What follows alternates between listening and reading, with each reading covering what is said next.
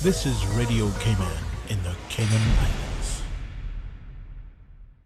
In answer to his question about the subjects. There are more questions than answers. Radio Cayman's Talk Today. Oh, what a compliment. For that, I thank you. What is happening now? They are homeless and hungry. Now it's time for us to stand up to God or we fall to nothing. It's time now for Radio Cayman's Talk Today. If you're ready to talk, we're willing to listen. Cayman Islands' foremost listeners participation program. Radio Cayman's Talk Today. Listening to the general public, what the public is saying.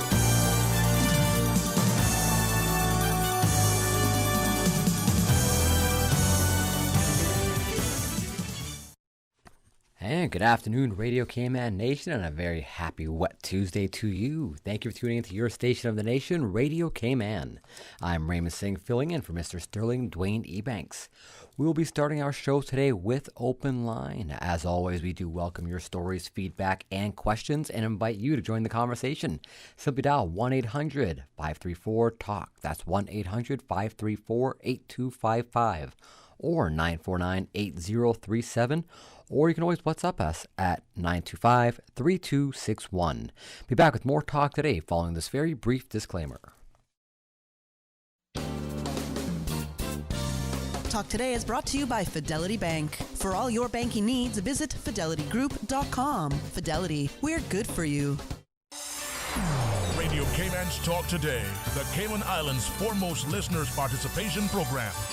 We ask our listeners to avoid statements or comments which are abusive, derogatory, malicious, or defamatory. Do not use any indecent language or make any statement which is false or misleading. Email talktoday@candw.ky or call 1-800-534-8255. Courtesy of Live Communication. Let your voice be heard. Radio Cayman's Talk Today.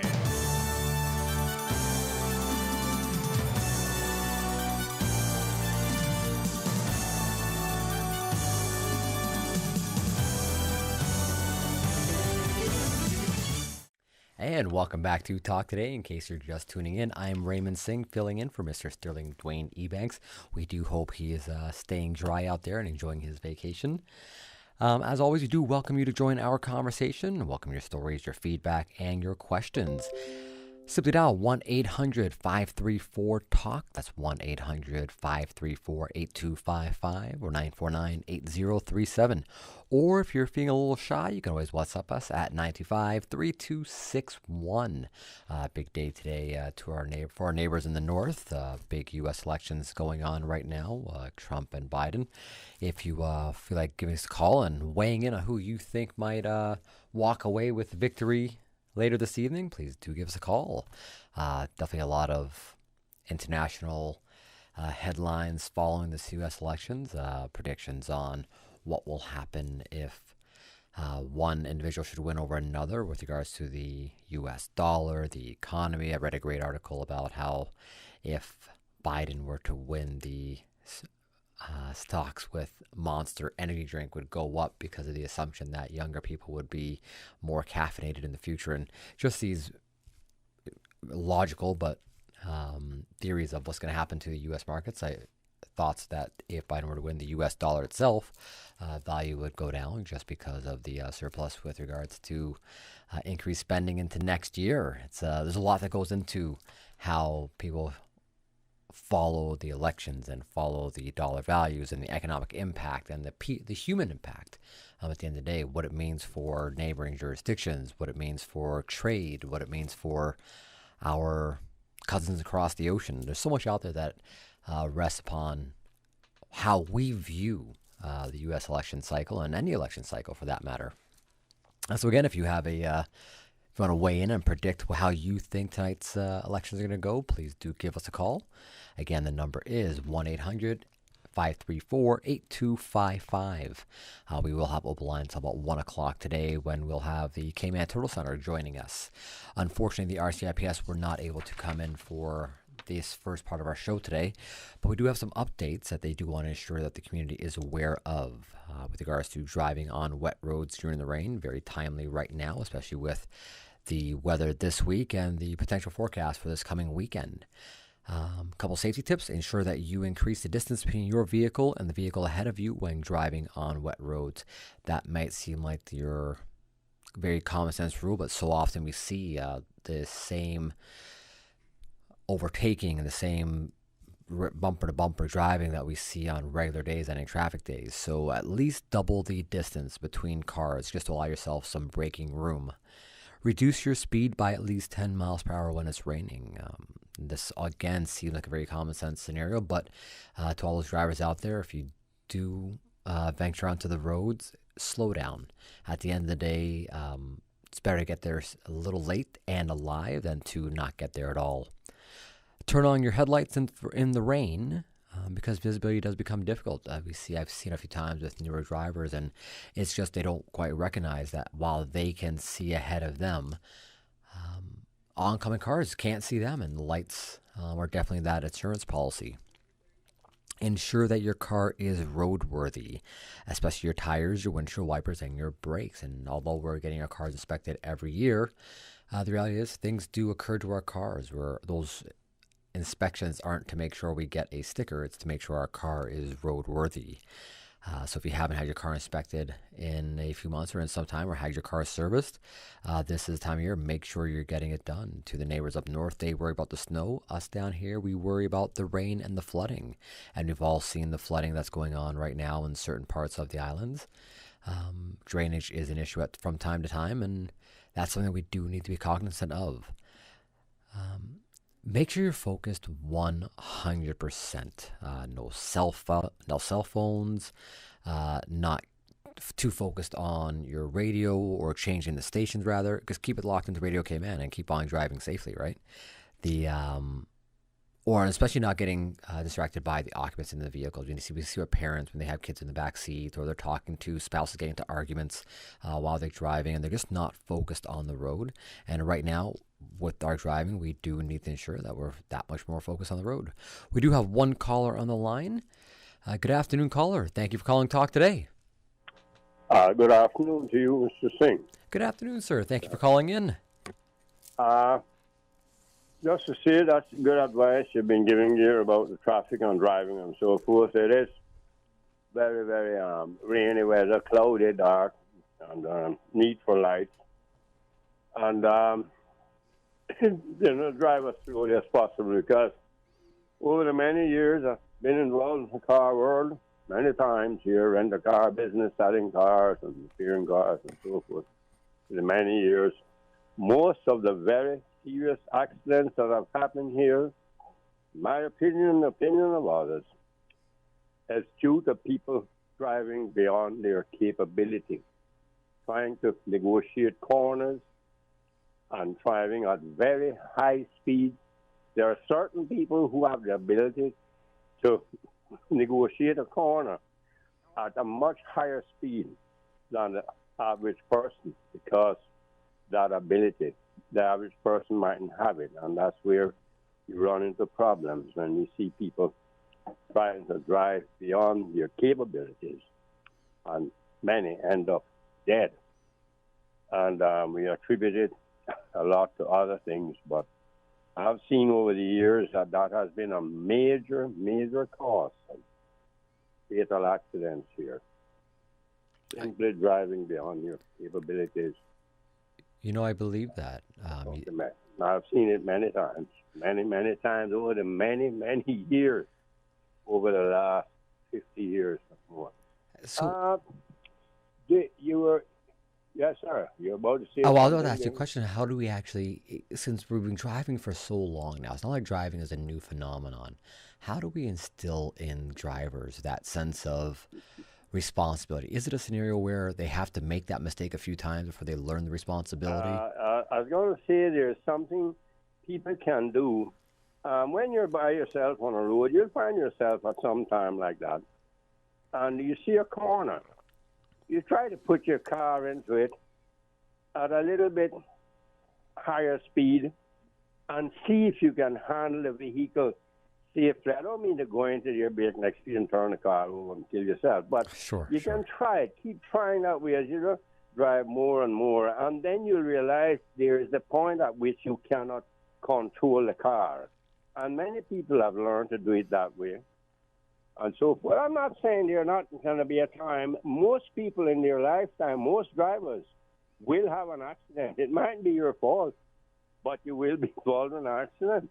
No, Those are that's true. statistics that I've found over the years throughout the whole world.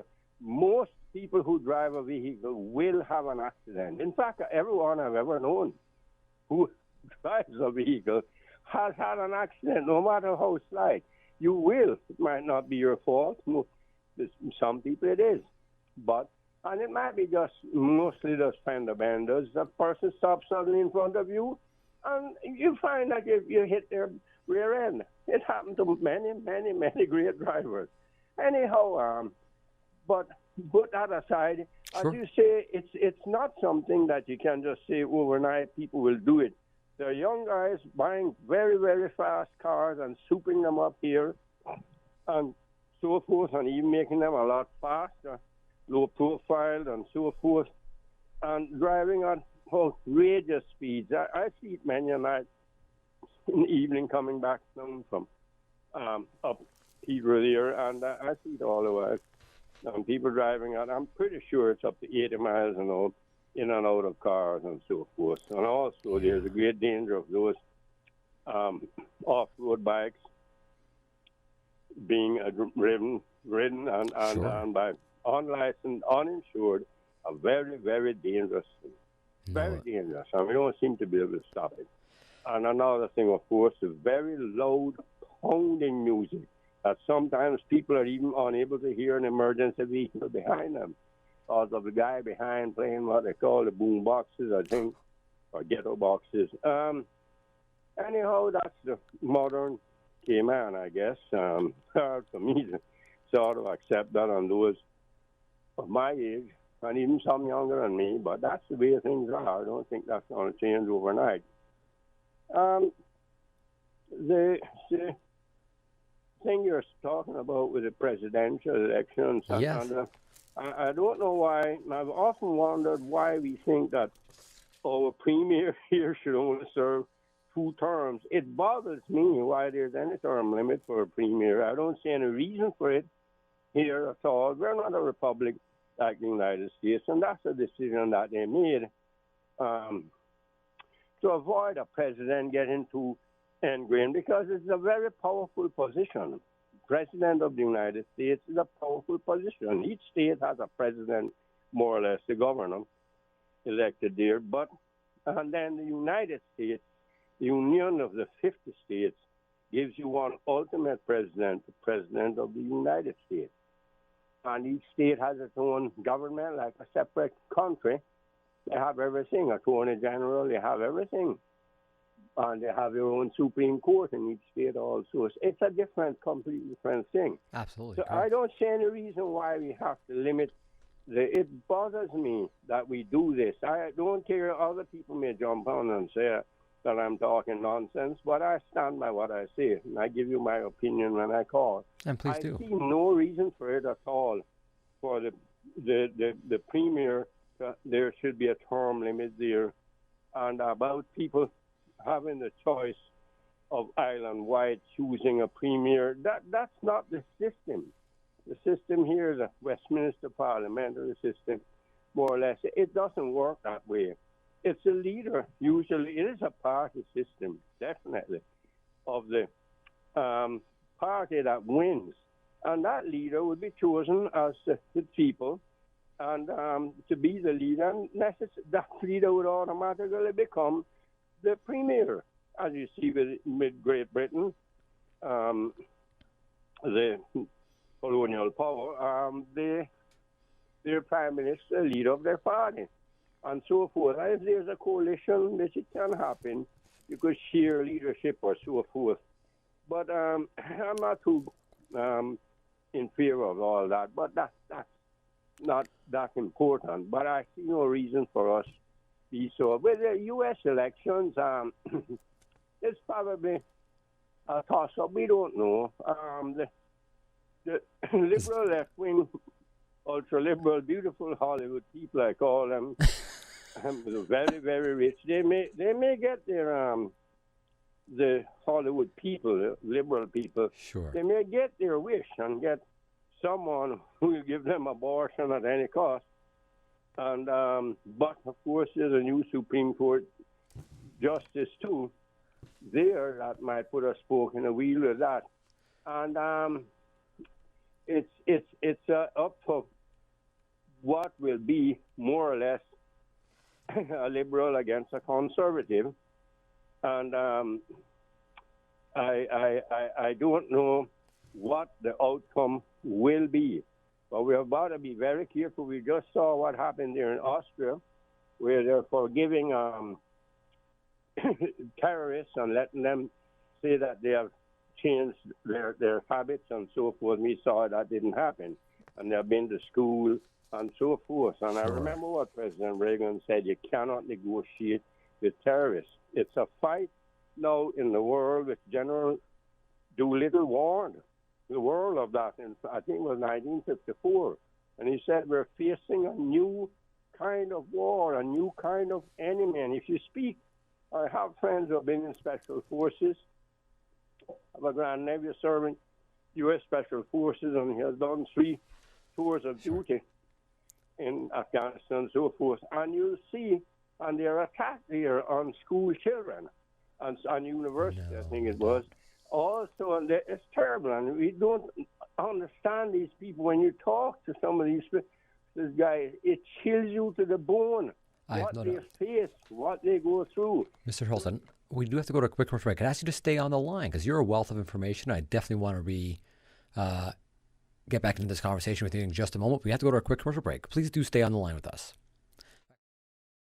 Introducing the new Digicel Prime bundles, better than anything we've offered before, with more data than ever, more music on the music, more live sports on Sportsmax, more movies on Playgo, more video chats on BIP. With the new Digicel Prime bundles, it's never been easier to get more digital experiences, plus extra data. Get 50 gigabytes with a 7-day bundle. So much data, so much fun. Buy in My Digicel app today, the Caribbean's fastest mobile network. Digicel, better together.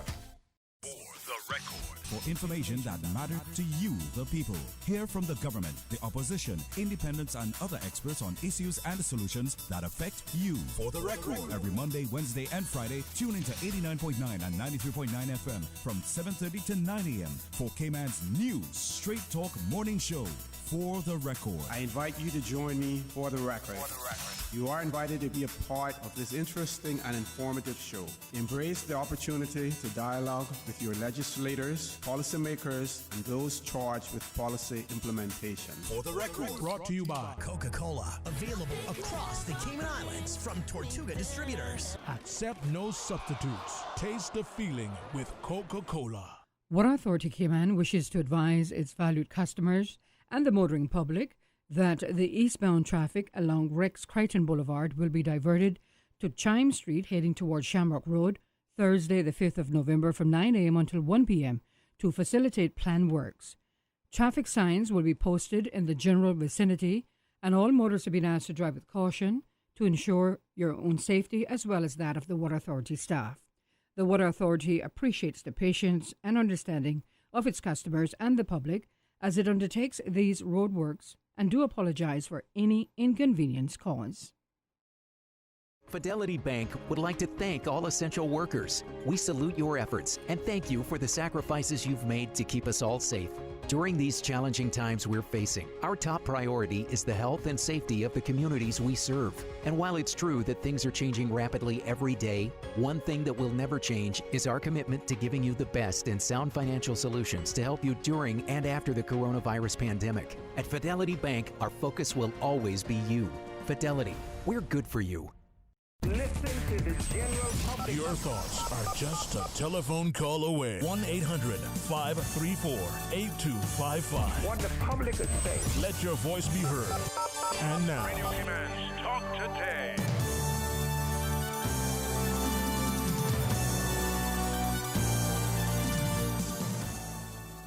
And welcome back to Talk Today. In case you're just tuning in, I'm Raymond Singh, filling in for Mr. Sterling Dwayne Ebanks.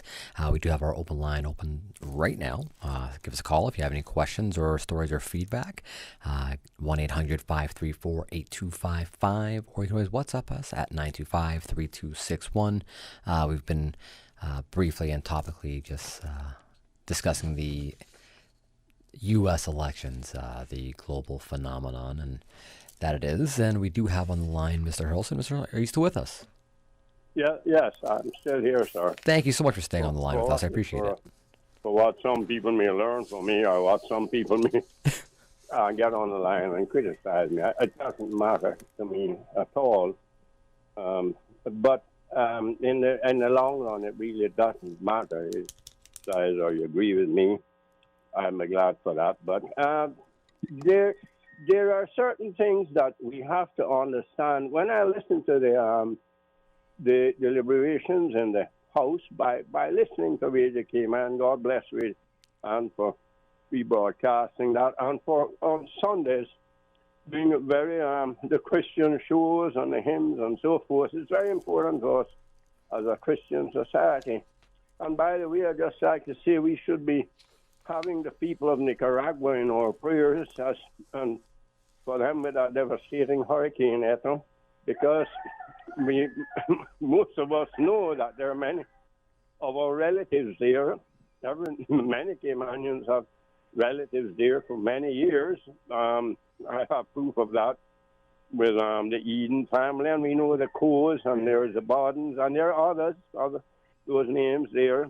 Also, in Nicaragua, I have a marriage certificate, a copy of an Eden sent to me by one of my family from his great-grandfather's wedding, great-grandfather's wedding in 1859. A very full, detailed copy of the license and everything, and things that we know it's a long time, and it's long before that, long before. First Eden that came here and built the whole house, 1780, St. James House, he died there. I think it was about 1802, according to my family records. And so we have to be mindful for those people there as we watch it, and be thankful that we didn't spirit the wrath of it so far. I just wanted to say, continuing on with our, and our government did a wonderful job during the COVID threat there, and kept us safe, and we have a lot to be proud of them for doing that, the Premier and all the rest, and the wonderful people on the front line, many, too many, just call out and name so many brave souls. I'm sure they'll be given some awards. I think they've already started to do that. And I would like for us, when we talk about the system, and if we can find it time, we seem to be bashing the government. A lot of people take the time, and on another radio station particularly, to bash the government and bash the people, sir, and so forth. But maybe they might deserve some account in their own opinion what they think. But that's for them, their privilege. It's a democratic society. And but I would like for us to remember that we are a British Crown territory, so forth, and that we must abide by certain decisions that the British will make for us as long as we remain this way.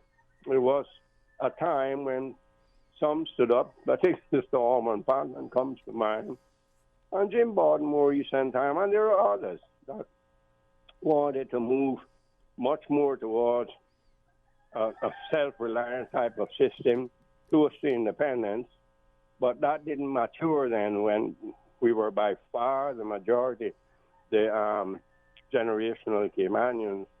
That's not so anymore. So when you keep saying we, it's a very different we now, very different we.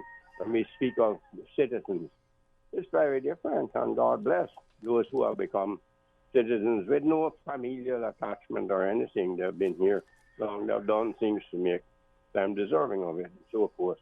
But it behoves us to always remember that.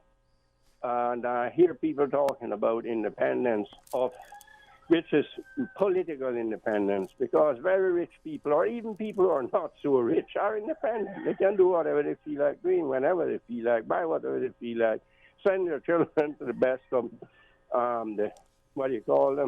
those universities, the high-ranking ones and so forth, and buy them a Porsche or something, or a BMW whenever they graduate, whereas the little guy can't do that.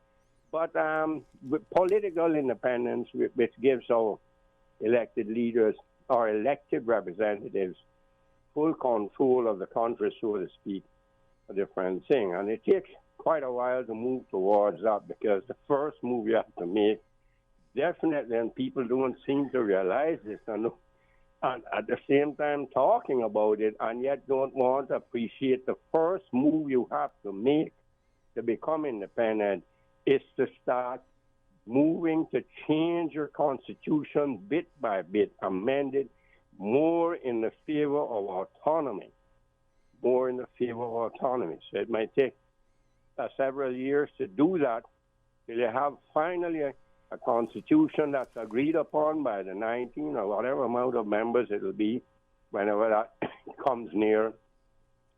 And then you'll have a constitution agreed upon them, an independent one, totally different to what we have now. Because this is written for a colonial system. And then you would announce to the people that we would now hold a referendum, if you want to do it that way, to go independent. And we present them with this constitution that you have. And the government, of course, after a decision has been made, if it results in a yes vote to go independent, the present government at the time would have to more or less resign, or you'd close down the house, and you'd have to have general elections and elect a government under that new constitution, because that same government was elected under the old colonial constitution. All those things have to take place. It just doesn't happen overnight. So you'd have to be cognizant of all these steps to take. It takes time, and it takes two things that are lacking now. Courage, Winston Churchill's famous thing, courage is the first of all human qualities, because it guarantees the existence of the others. And unity. Cayman is a very, very divided place, more so than ever right now. Very divided people. The generational people even are, and here. So all those things will have an effect on what happens.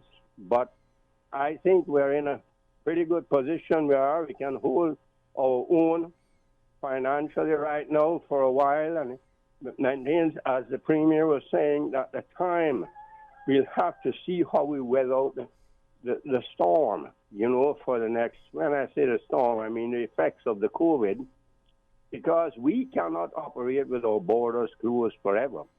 That's the truth. Not possible. So we'll have to weather it out, see how much longer we can do what we are doing now, the way we're doing it, and God bless the government for all the assistance they're giving. Mr. Hurlston, thank you so much as always for calling, and you're a wealth of information, and I always enjoy when you do call in, because you cover a lot of territory and definitely open up the conversation for us. On that note, we do need to go to our commercial break. Thank you again for calling in. We're back with more talk today right after this. King Sports Center takes pride in being more than just an ordinary gymnasium. For 14 years, their multi-purpose facility has been providing the community with a variety of sporting, recreational, and relaxation activities. King Sports Center has a bowling alley, lounge bar, multi-purpose rooms, powerhouse gym, rock climbing wall, bungee jumping, a 10,000 square foot rink, and so much more. For more information on the variety of services, call their friendly staff today at 946-5464 or email kings@candw.ky or visit www.kingsportscenter.com. King Sports Center, your one-stop shop for fitness, recreation, and relaxation. What a great spot for lunch. I haven't been here in ages. I saw it on Experience Cayman. What's that? It's a free online festival showcasing all the great things to do in Cayman. Oh, that's so cool. I'll check it out for sure. Now, what are we having for lunch? Experience Cayman is a celebration of everything local. To rediscover all the best things to see and do in the Cayman Islands, visit gov.ky/Experience Cayman and follow Experience Cayman on Facebook and Instagram. Brought to you by the Ministry of Commerce, Planning and Infrastructure. 89.9 Radio Cayman helps you to weather the storm during this hurricane season. One of the most crucial elements of hurricane preparedness is storm awareness. During the season, it is of utmost importance to pay attention to the latest local weather forecasts, as hurricanes do not suddenly form or strike. There are various methods of advanced notification. Utilizing such may be the difference between a favorable outcome and disaster. Both television and radio serve as excellent mediums with up-to-the-minute storm path information in the wake of a hurricane. Another method of tracking a hurricane may be only arm's length away. Your smartphone or tablet can be your most valuable tool before, during, and after a storm, providing countless numbers of apps with crucial hurricane information. Many apps allow you to track storms with moving radar and satellite imagery, plus offer alerts, current conditions, forecasts, advisories, and even video. This hurricane preparedness tip was brought to you by your community radio station, Radio Cayman 89.9 FM. Listen to the general public. Your thoughts are just a telephone call away. 1-800-534-8255. What the public is saying. Let your voice be heard. And now, Radio Cayman's Talk Today. And welcome back to Talk Today. I'm Raymond Singh, filling in for Mr. Sterling Dwayne Ebanks. We do have our open line on right now. If you have any questions, comments, or want to share any stories, simply give us a call at 1-800-534-8255. Quick update in regards to our COVID response. The Chief Medical Officer, Dr. John Lee, reported that 455 COVID-19 tests have been carried out since was last reported on Friday, October 30th. This was accurate as of yesterday afternoon. 2 were positive. The individuals are asymptomatic travelers who returned a positive test result following routine screening. They will remain in isolation until considered recovered. The total number of people in isolation, either at a government facility or in their homes as required by the Medical Officer of Health, is 647. Another update from the RCIPS. The RCIPS wishes to remind the public that the online application process for police clearance certificates is now back online. Applications for police clearance certificates are to be submitted online at www.eservices.gov.ky, and all other applications can be submitted via the RCIPS website at www.rcips.ky/forms. Completed documents can be returned to applicants via email or registered mail. Due to the recent fire incident, the public is also advised that there may be a longer turnaround time than usual for these documents. While the targeted standard time is now 14 business days, they are working through a backlog of applications. The actual turnaround time may be longer. Additional resources have been assigned to ensure processes are carried out in as timely a manner as possible. They will contact you at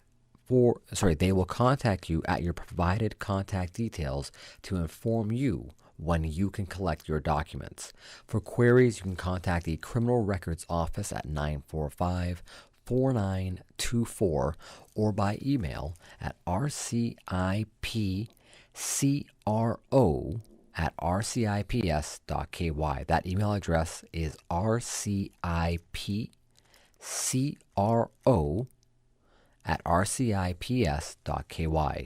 To contact the Professional Standards Unit, give them a call at 649-5300, or you can always email the Professional Standards Unit at rcipsprofessionalstandards@rcips.ky.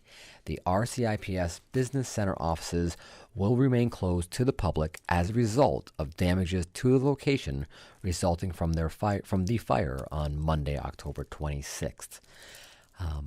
We gave some updates earlier with regards to the rain, and as Mr. Hurlston said, earlier, our thoughts with the people of Nicaragua right now as they are currently under attack by the very strong Hurricane Ida right now, and as many in ETA, sorry, my apologies, and as many in Cayman will have seen the forecast thus far, that storm anticipated to make a U-turn and venture back out into the Caribbean Sea in the next few days, prompting some conservative weather here in Cayman. We will have in the studio tomorrow the team from Hazard Management to again discuss hurricane preparedness in light of that storm moving towards our direction. Again, we have the U.S. elections that are on today. If you have any predictions on who you think might be taking this year's election, whether it's current President Trump or the upcoming candidate Joe Biden, please do give us a call and cast your predictions here on Radio Cayman. With regards to the rain, the RCIPS again wants to reinforce safe driving on the roads here in Cayman. Do not drink under any circumstance, especially not in these poor weather conditions. That should be many of these might come across as common sense, but we do want to make sure that you are aware of them again. Ensure that your distance between vehicles is kept at a safe distance, at least double the distance that you would normally drive. Drop your speed limit. We've seen a lot of speeding on the roads of late. Definitely drop your speed limit by at least 10 miles per hour when it's raining. That's just to give you sufficient time to maneuver in case of anything. Avoid the deep puddles, and we've seen some flooding here on our roads, and afford yourself sufficient braking time. Use your headlights. As I mentioned earlier in the show, we've seen a lot of newer drivers who are not actually using their headlights in the rain. This is definitely a cause of concern. While you can see, obviously, cars coming towards you cannot at times, and it does become a little blurry. Ensure your car is roadworthy, especially your tires, your windshield wipers, and your brakes. And give 100% of your attention to driving. As Mr. Hurl Society believes a lot of the concerns stem from inability to navigate turns, but we know our roundabouts can be dangerous at times. Take your time and make sure you're focused on the road. Don't focus on your phone. Don't focus on the radio. Don't focus on the passengers in your car. Your focus is on getting to your destination in a safe manner. So again, from the RCIPS, just some updates on driving in our weather, and in regards to the RCIPS criminal records and firearms applications. And we'll give you their websites and information again. It is www.eservices.gov.ky or rcips.ky/forms. You can jump onto those two portals to submit your application for your police clearance certificates. And again, due to the recent fire incident, expect a little bit of delay in receiving your paperwork. But if you have any questions, you can always contact the Criminal Records Office at 945-4924. Again, we have the Cayman Turtle Center coming in at 1 p.m. following our 1 p.m. headline news, discussing their upcoming Pirates Week event and some of the turtle releases coming up in the near future. And then later in the show, we will be sitting down with dietitian Tamara Worms-Riley from the HSA in regards to Diabetes Awareness Day coming up in November. So a full show today. That's on November 14th, World Diabetes Day. So do stay tuned to talk today throughout the rest of our show. We have just about 4 more minutes until our 1 p.m. headline news. Again, if you have any questions or stories or want to share any information with us, so give us a call at 1-800-534-8255 or 949-8037, or you can always WhatsApp us at 925-3261.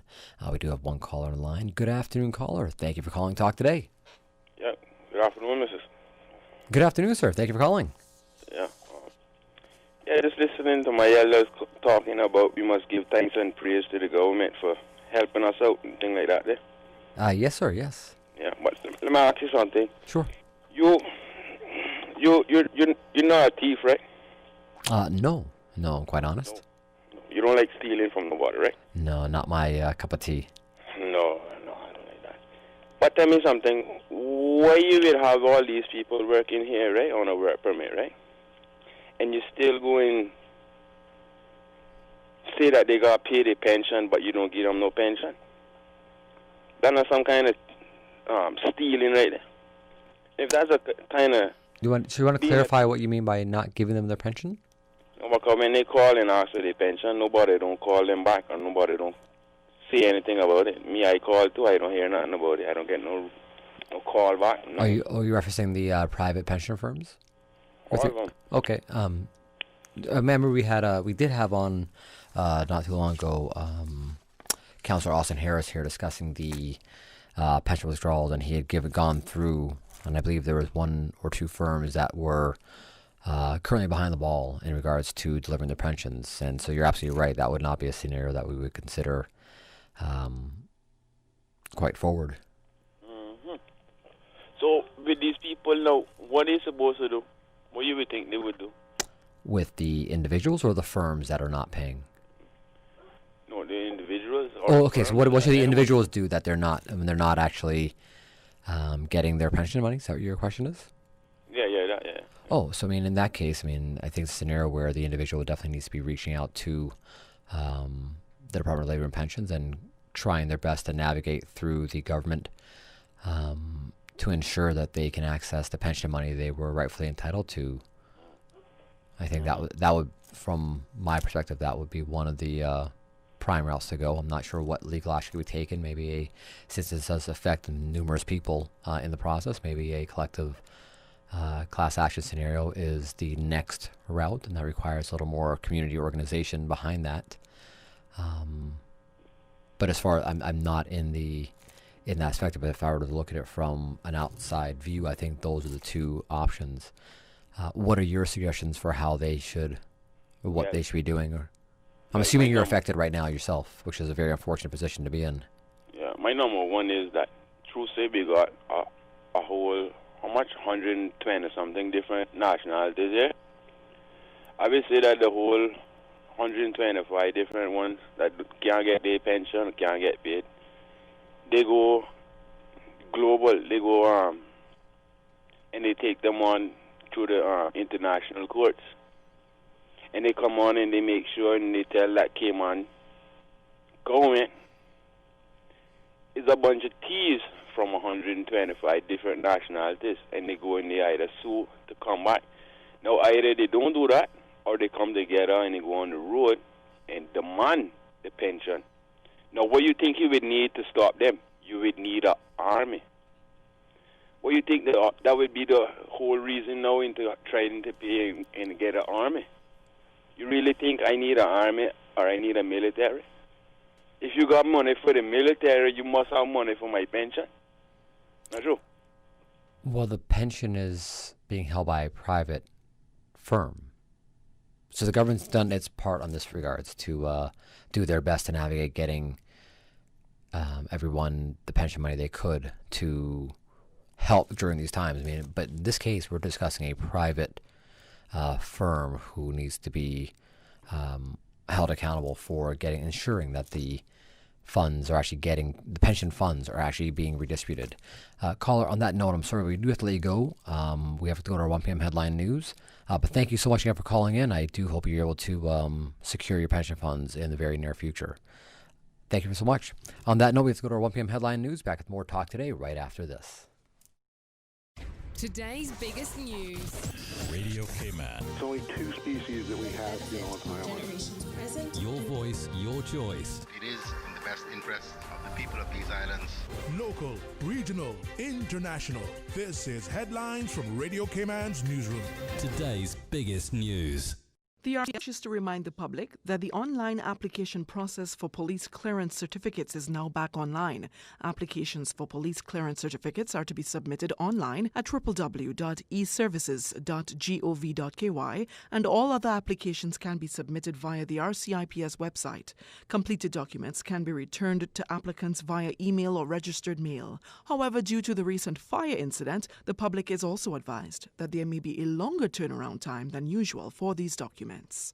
Good afternoon, I'm Dion Anglin with your headlines. In news elsewhere, Americans are voting in one of the most divisive presidential polls in decades, pitting incumbent Republican Donald Trump against Democrat Joe Biden. Polls have opened across the country after a long and bitter campaign amid the coronavirus pandemic. More than 100 million people have already casted their ballots in early voting, putting the country on course for its highest turnaround in a century. And the stock market debut by Chinese tech giant Ant Group has been halted after its Shanghai listing was suspended. Shanghai authorities said the group had reported changes in the financial technology regulatory environment, leading to the suspension. The listing in Shanghai and Hong Kong would have been the biggest to date. That's a wrap of your headlines. I'm Dion Anglin. For the latest in news and information, follow Radio Cayman on social media, Facebook, Instagram, Twitter. Download the Radio Cayman app or log on to our website, radiocayman.gov.ky. your voice, your choice, your radio. Fidelity Bank would like to thank all essential workers. We salute your efforts and thank you for the sacrifices you've made to keep us all safe. During these challenging times we're facing, our top priority is the health and safety of the communities we serve. And while it's true that things are changing rapidly every day, one thing that will never change is our commitment to giving you the best and sound financial solutions to help you during and after the coronavirus pandemic. At Fidelity Bank, our focus will always be you. Fidelity, we're good for you. JN Money Card. When my land up a JN, me get the money card with them. Just show them your ID and give them your TRN. Go and use at the ATM or swipe instead then. And when you need more cash, and make your family send it in a flash. From abroad to card, get the JN Money Card. It's safe, convenient, and free. JN Money Card only available and used in Jamaica. Call 345-945-2014 for details. You are listening to Radio Cayman, the voice of the Cayman Islands. Listen to the general public. Your thoughts are just a telephone call away. 1-800-534-8255. What the public is saying. Let your voice be heard. And now, Radio Cayman's Talk Today.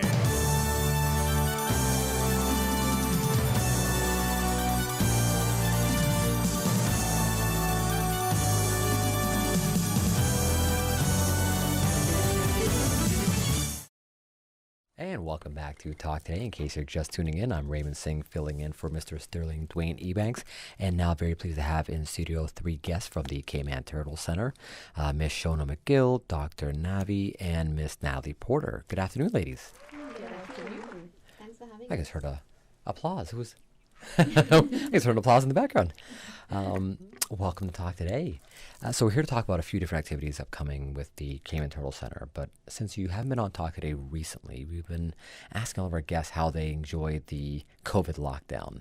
And I use enjoyed because hopefully you came through it with some bright tones. Dr. Navi, if we can start with you, how did you find the lockdown period? And well, it was a challenge. Okay. Because we had to go down to skeleton crew at the Turtle Center to Sure. take care of our animals because we had to be there every day to make sure they were fed and their enclosures were clean.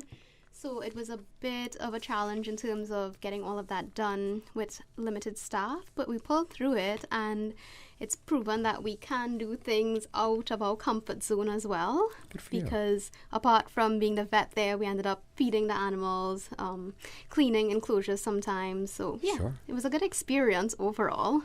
Good. And I kept busy, so that was a distraction. It kept your minds off the obvious of Yes. being in lockdown. Yeah. And as far as many guests came through it with some newfound affirmations, some newfound views on life, some newfound views on solitude. Yeah. I think it increased my patience level. There we go. There's the answer we're looking for. It increased my patience level. Yes.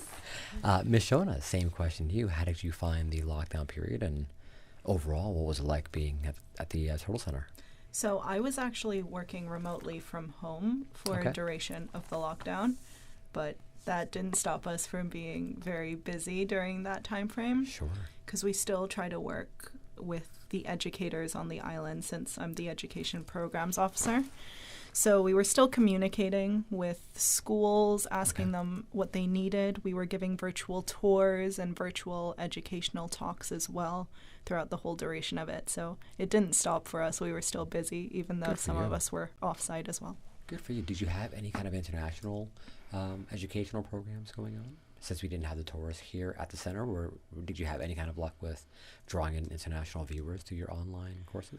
We had a few requests from international viewers, but a lot of them didn't hold up because a majority of them were from the U.S., and the U.S. was hit quite a lot harder than we were here. So there were quite a few obstacles with that, but we were getting outreach from overseas schools, just most of them didn't pan out.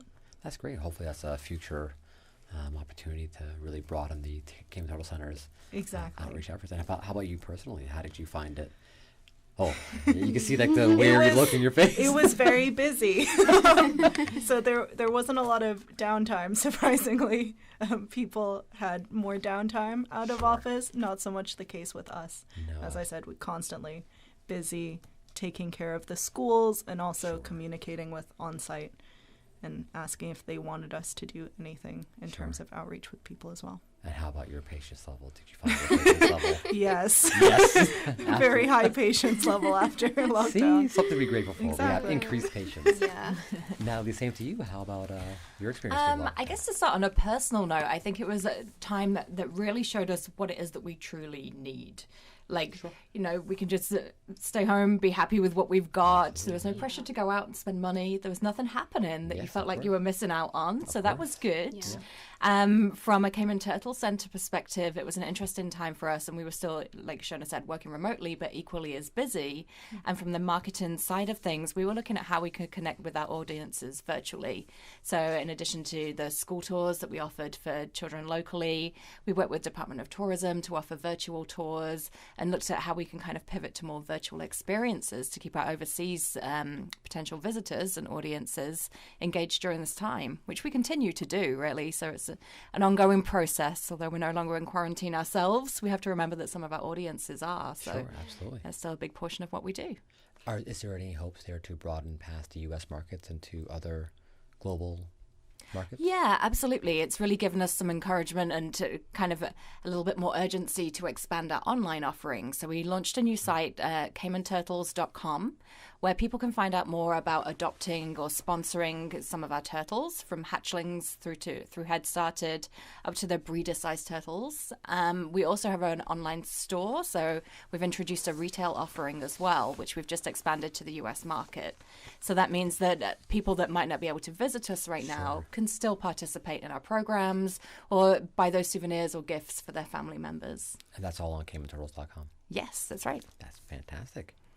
All right, so a lot of you made it through lockdown quite well. In all fairness, you actually came through lockdown quite a little, a little more robust, a little more on offer for the international markets and even for our local schools here. Exactly. And more patience, which is always a good thing. But we have an event coming up for Pirates Week in a few weeks. Yeah, I mean, we've really had to look at what our normal programs would be and what we can really offer for the local market now that's a little more exciting than usual. A lot of locals have visited our centre a number of times, so we've put together a calendar of activities that gives people a reason to keep coming back and to experience something different every time. Absolutely. So this coming week, we've partnered with the Pirates Week Festival Committee, and we have 2 events going on, one of which is our annual Pirates Week Turtle Release. This is something that we've actually been partnering with them on for over 20 years now, so something that we're really proud of. We started the release program in 1980, and the centre to date has released more than 33,000 turtles into the wild. So it's been a very active year, certainly, as well, for our turtle release programs. These turtles will be numbers 69 through 79 this week, for the year to date. Okay. So once we've released these turtles, that will count 79 head-started turtles for the year to date. And perhaps Dr. Navi at this point could give us an update on the hatchlings and other releases this year. So we had a very successful nesting season this year. Our first female came up on the beach and laid on the 3rd of March. And that's a little early because the nesting season usually starts in April. And we've had 433 nests laid on our beach this year. And the last nest was laid on the 28th of August. So the hatchery season, the nesting season, everything is done now. We only have one more hatchling left in our hatchery right now, and we're going to put that one out to water this week. So despite all the challenges during the COVID-19 pandemic, we actually released 1,361 hatchlings into the wild. And that was via night releases and also boat releases that we did during that time. So it was around June, July, August. We were out there, and the last bit of hatchlings got released in September. So we've been quite busy. You have been very busy. Yeah. No, absolutely. I like how that first one was in March, right before lockdown. Like, it actually made sure to get in right before. It was really funny. We just came one morning and we saw the turtle. She was nesting on the beach, and we have our nest watchers who are there in the nighttime. So they collect the eggs from the beach and then take it into our hatchery where they're incubated. And we couldn't believe that it was happening so early this year. Any reason why it would have been earlier than... Just nature taking its course? Yeah, nature taking its course. When we look at Florida as well, they got early nesting turtles as well, yeah. Interesting. Yeah. And so to date, 33,000 turtles have been released into the wild Yes. over the past 20 years.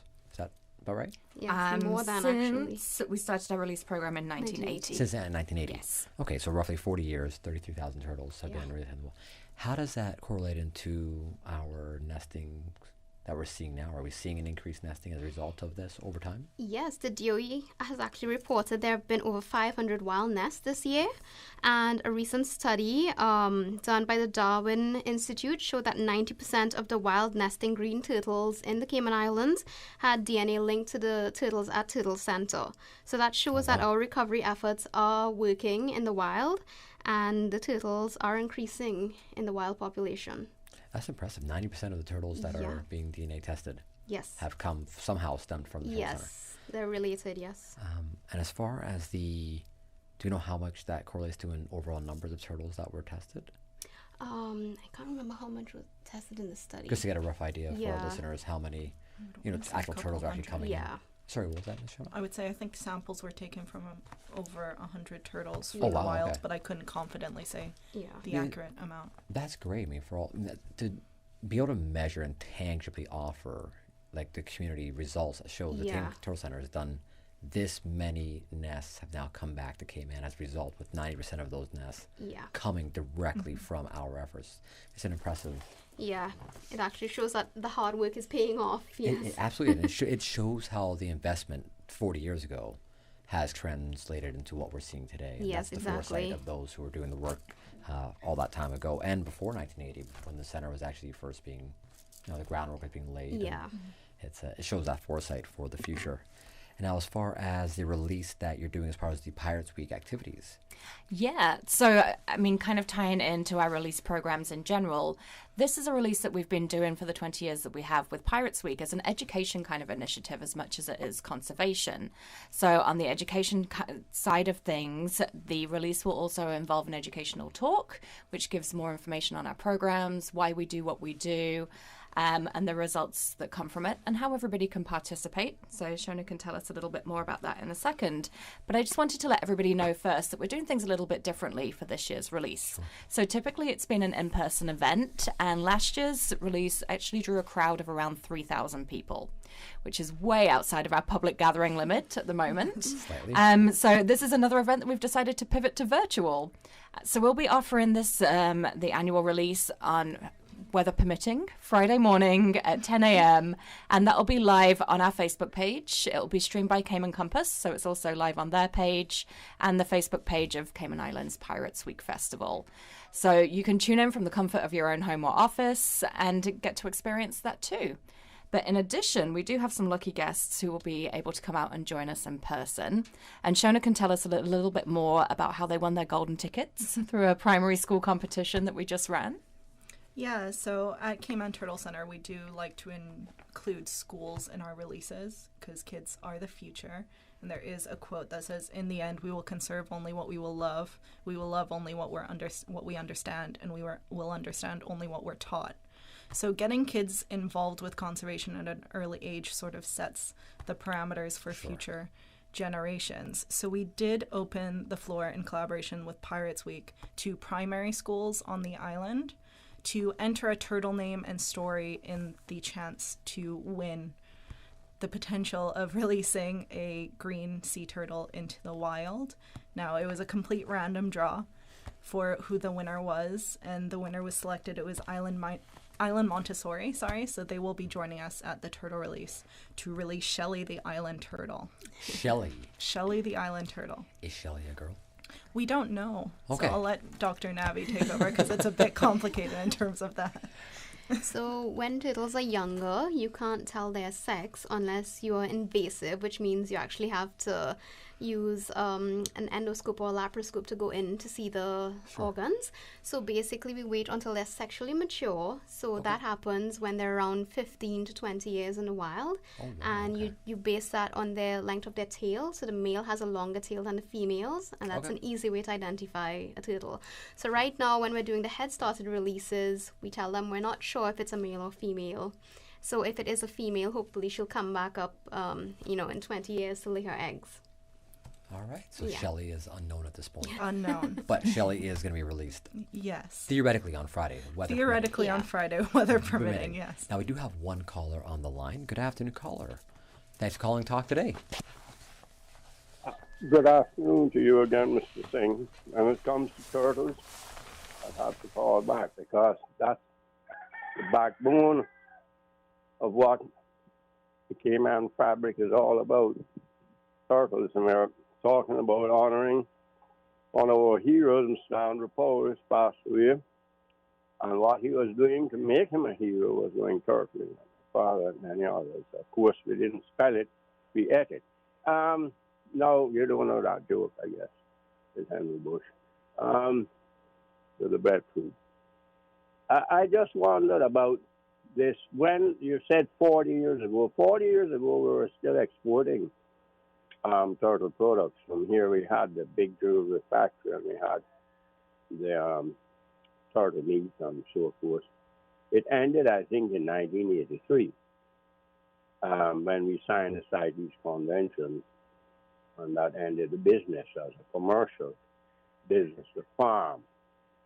I wondered if any attempt has been made to sort of calculate how many of the turtles that they've released over the, what do you say it is, 20 years?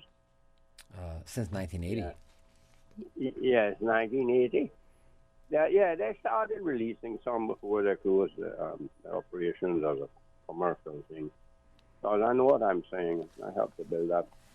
There was on to help engines and pumps and other things. And I remember the great dark days it was of those who were there, because in captivity, we have had 6 and 8 year old turtles laying, and we knew their sex long before 20 years. I promise you that.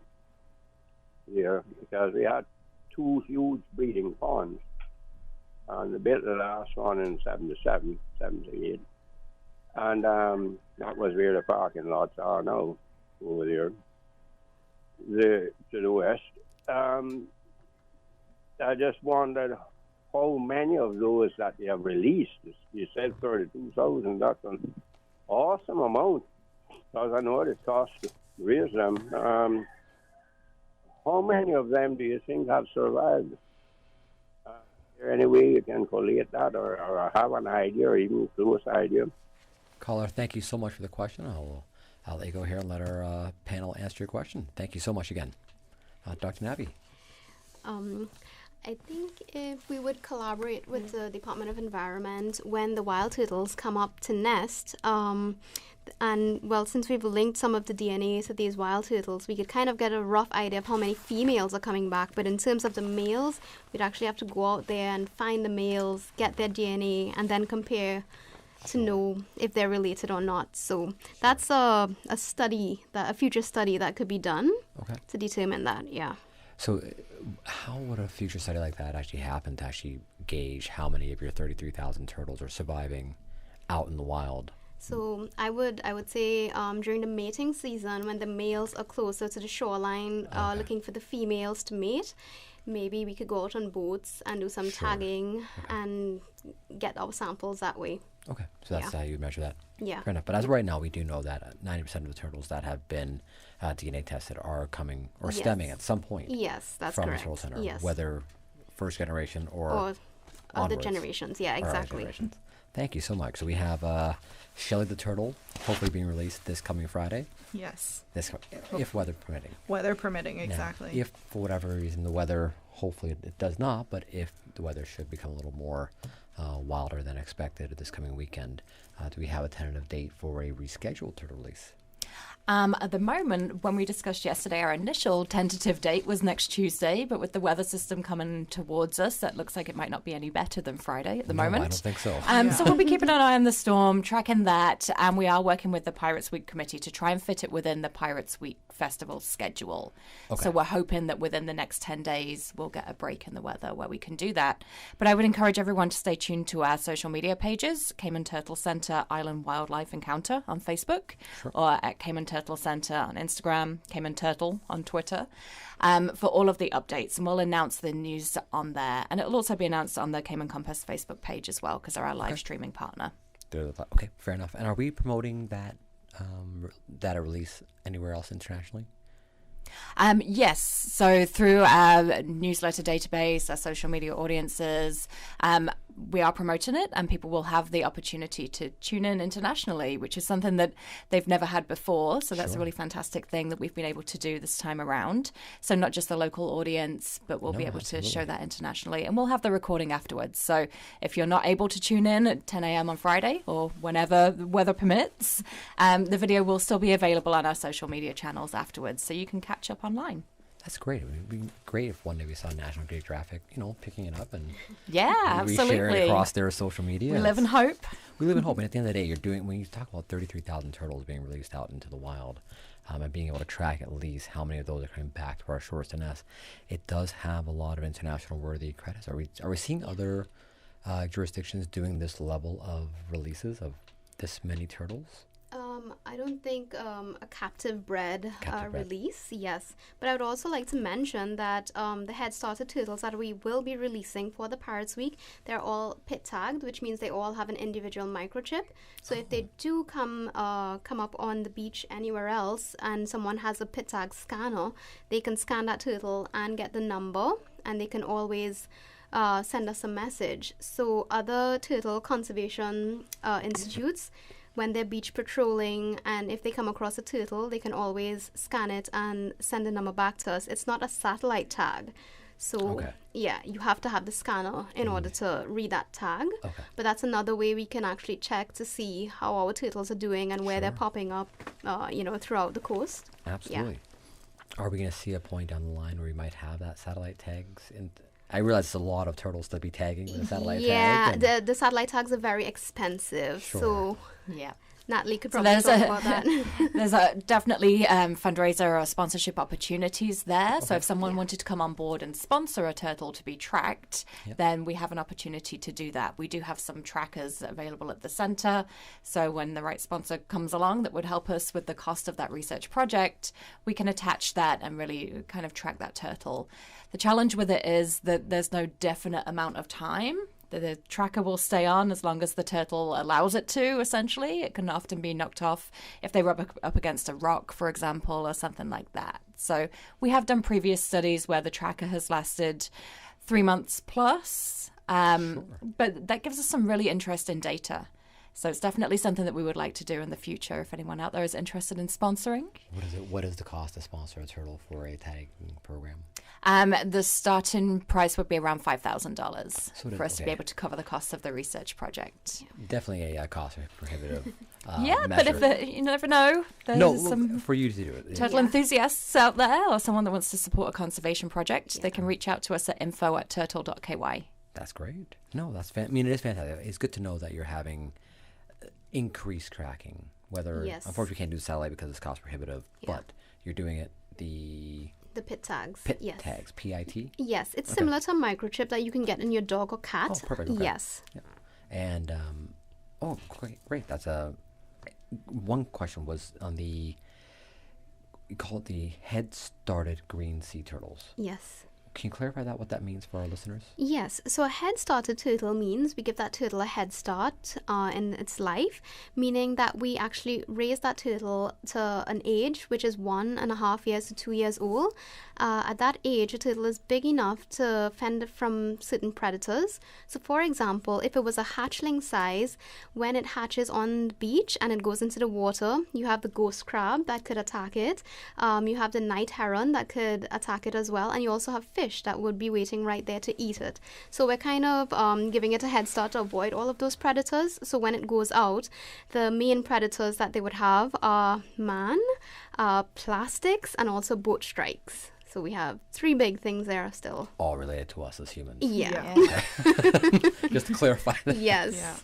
Now, does it prevent any, since most hatchlings are hatching on the beach and then venturing their way out into the sea and using their sensory to come back to shore to nest. Yeah. Does that affect these turtles coming back to shore in their later life to nest, or are we able to gauge that? We have actually taken sand from 7 Mile Beach and we have put that on our artificial breeding pond nest, beach. So they basically get the same sensory magnetic fields and everything from that sand area. So when we release them from the 7 Mile beaches, they should be able to coordinate to come back. And I mean, we've seen it. We've seen it with the data. Yeah. All right, so it doesn't interfere with them in any way, shape, or form? No. Well, that's great. It's good to see you're doing that. All right, we're getting pretty close to the end of our segment here. Any other updates with regards to events at the Cayman Turtle Center? Yeah, we have plenty of activities and events coming up. Again, weather permitting. But this Saturday, we have a pirate party and family fun day. Again, in association with Pirates Week. People will be able to come out and enjoy a fun-filled day with some pirate-themed activities and games. So entertainment for the whole family. And that is from 10 a.m. till 4 p.m. this Saturday, 7th of November. If weather doesn't allow, then we'll postpone to Saturday, the 14th of November. But look out for announcements. Okay. And we invite everybody to get dressed up in their best pirate costume, because kids 12 and under will get free entry in their best costumes. We also have a lot going on with our food and beverage offerings at the moment. So we've just launched a brand new food truck. Has a fantastic menu. I can attest to the delicious items on it that our crew members have been out every Friday sampling for the last 2 weeks. So we've had a great test audience. And everything on that menu is $5. So you can enjoy specials like jerk chicken sandwich, blackened mahi sandwich, cheesy fries, conch fritters, coconut shrimp. Fantastic offering. Right now we have that open every Friday from 4 until 8 p.m. for our happy hour. And we also have live music in the courtyard there and some $5 cocktail specials to go along with that too. In the coming weeks, we'll actually be looking to establish the food truck on a daily basis, Monday to Friday. So if you follow along on our social media, you can get all of the updates on that. I just wanted to share some information as well on our new seasonal opening hours. So we're currently open Wednesday to Friday from 10 a.m. to 2 p.m. And Saturdays and Sundays, you get to enjoy a full day, which is 8 a.m. to 5 p.m. There's plenty for everyone to explore. Even if you've been a million times and ridden that turtle twister water slide every Saturday, I mean, don't forget that we still have other things as well. So visit the Caribbean Aviary, take part in the hand feeding of the birds, attend one of our shark talks and see the shark feeding at the Predator Reef. Or if you just want to come out for a stroll, then our Blue Hole Nature Trail is a great place to walk to. The water slide is still the best one. Yeah, the amount of people that I speak to that say they bought annual passes just so they can come and ride the water slide like 50 times every Saturday. Yeah, absolutely. Yeah. It's a winner. I'm not going to lie. I love it. Yeah. Thank you so much. So, again, that's this coming Saturday, the November 7th, 10 a.m. to 4 p.m. is the Pirate Party and Family Fun Day. Yep. If weather does not permit, for whatever reason, we're pushing that to the 14th. Yes, just the following Saturday. All the same. Correct. And the turtle release is currently still scheduled for Friday the 6th. But stay tuned to your social media channels for more information if that gets rescheduled. Yes. Otherwise, we'll be going ahead live on our Facebook page Friday morning at 10 a.m. You'll be able to see all the action there. Friday at 10 a.m. And what is your Facebook page again for our listeners? Our Facebook page is Cayman Turtle Center Island Wildlife Encounter. You can also find us on Instagram at Cayman Turtle Center and Twitter at Cayman Turtle.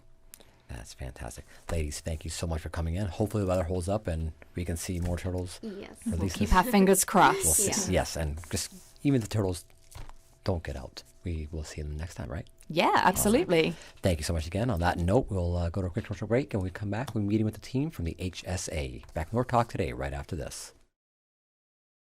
The Ministry of Tourism's Displaced Tourism Employee Stipend Program has reopened for registration from Monday 2nd November through Wednesday 4th November. This fourth registration period is for new registrants only, and all information must be supplied via the online portal stipend.ourcayman.ky by the deadline 4th November. Email stipend@caymanislands.ky with any questions. The Cayman Islands Chamber of Commerce Pension Plan. We're here for you. Are you currently a member and interested in management of your pension plan? If so, consider volunteering to be elected as a trustee at our upcoming extraordinary general meeting to be held on the 4th of November. Please visit our website, chamberpension.ky, or email pensions@chamberpension.ky for further details. The Cayman Islands Chamber of Commerce Pension Plan. We're here for you. Rotary Central Music Extravaganza tickets are moving like a hold glass of swanky on a hot Cayman Brack day. Get your tickets now from Rotary Central members, Rotary ticket sellers, eventpro.ky, Funky Tanks, A.L. Thompson's Home Depot, Mango Tree Restaurant, Seabirds Bar, Eastern Avenue, Tashara Lewis in Cayman Brack. Get your golden tickets. Get ready to be a winner. Stand your chance to win $40,000. Second prize $4,000. 6 $1,000 prizes and more. The Music Extravaganza 2020. Building bus shelters throughout the Cayman Islands, supporting over 70 Rotary community projects. Rotary Central, not-for-profit number 232. Rotary opens opportunity. As the community continues to take precautions from COVID-19 and get ready for the hurricane season, it is important to also protect our environment, which ultimately helps us live healthier, happier lives. Let's always remember proper disposal of masks and other PPE, as with your normal garbage. Avoid littering and do not include any trash in your recycling. Protect yourselves and keep our islands clean. For full guidance, visit www.deh.gov.ky. Fidelity Bank would like to thank all essential workers. We salute your efforts and thank you for the sacrifices you've made to keep us all safe. During these challenging times we're facing, our top priority is the health and safety of the communities we serve. And while it's true that things are changing rapidly every day, one thing that will never change is our commitment to giving you the best in sound financial solutions to help you during and after the coronavirus pandemic. At Fidelity Bank, our focus will always be you. Fidelity, we're good for you. Maintaining a strong mind and body through sports and general healthy living is a good course of action. But what about your spiritual man, your inner man? He has to be awakened, fed, exercised, strengthened, and led according to the will of God. So, have you heard the call? I'm evangelist Brother Joseph Joey Ebanks, and I'm inviting you to worship Wednesday and Thursday nights at 7:30. We are bringing the Word of God to our communities as Jesus commanded. Faith comes by hearing. So come and hear. Bring your own chair or simply park and listen to the Word of God from your vehicle, covering the Cayman Islands with the Word of God, one community at a time. Listen to the general public. Your thoughts are just a telephone call away. 1-800-534-8255. What the public is saying. Let your voice be heard. And now, Radio Cayman's Talk Today.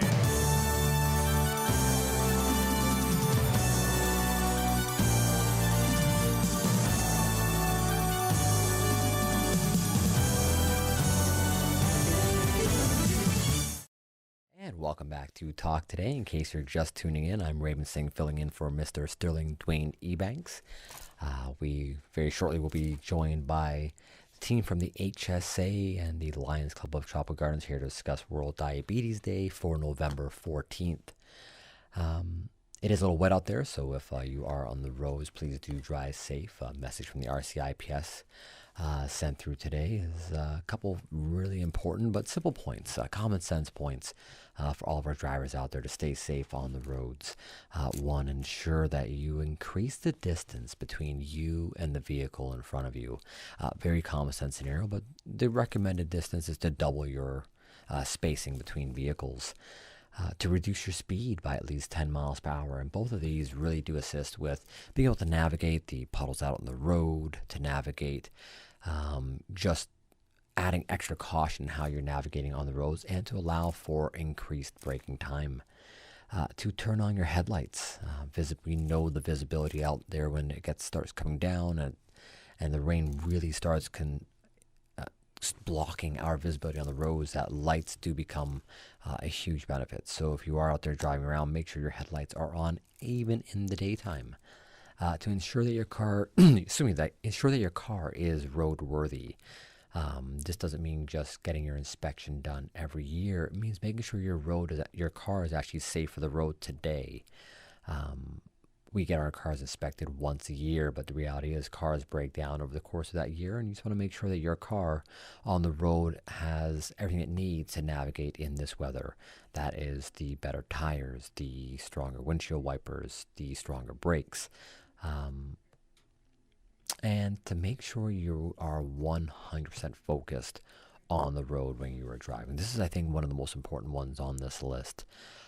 Because when you're not focused on the road and you're focused on your phone, and you're focused on your family in the car, you're focused on anything else besides what is in front of you and what isn't happening in your immediate environment on the road, that's when the dangers really start popping up. Because no matter how good your brakes are, if you're not paying attention to the road, those brakes will never help you. No matter how good your wipers are, if you're not paying attention to the road, it doesn't matter what's coming in front of you. You're never going to be able to respond to it appropriately.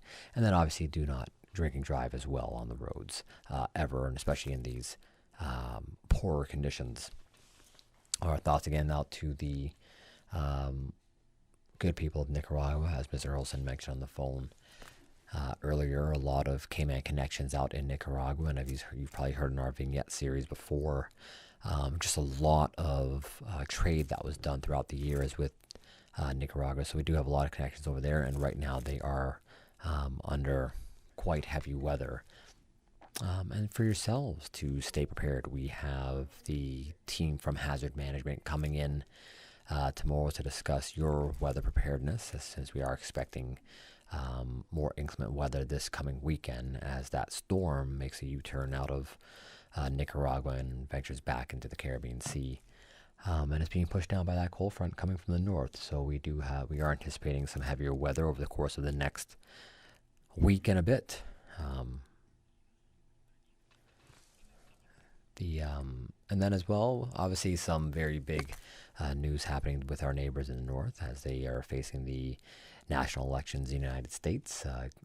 President Donald Trump and leader of the Democratic Party, Joe Biden, rivaling themselves today as the U.S. goes to the polls. And I guess some amazing stats coming out of the U.S. with regards to this year's elections from the early voting. I think I saw in one state in Texas there was more early votes lodged in all so far than there was in all the last elections. And then predictions on the other side of the coin, as we're seeing the world economic markets trying to respond to the potential for what could happen following the elections. And we have statements coming out from the U.S. military of their nonpartisan role in this process, from the security agencies that are monitoring the elections, that are already facing cyber threats out there. And they've already brought up already that they've managed to stop and contain several attempts to infiltrate the U.S. election process virtually. And there's just so much that goes into this process. And as our caller mentioned earlier,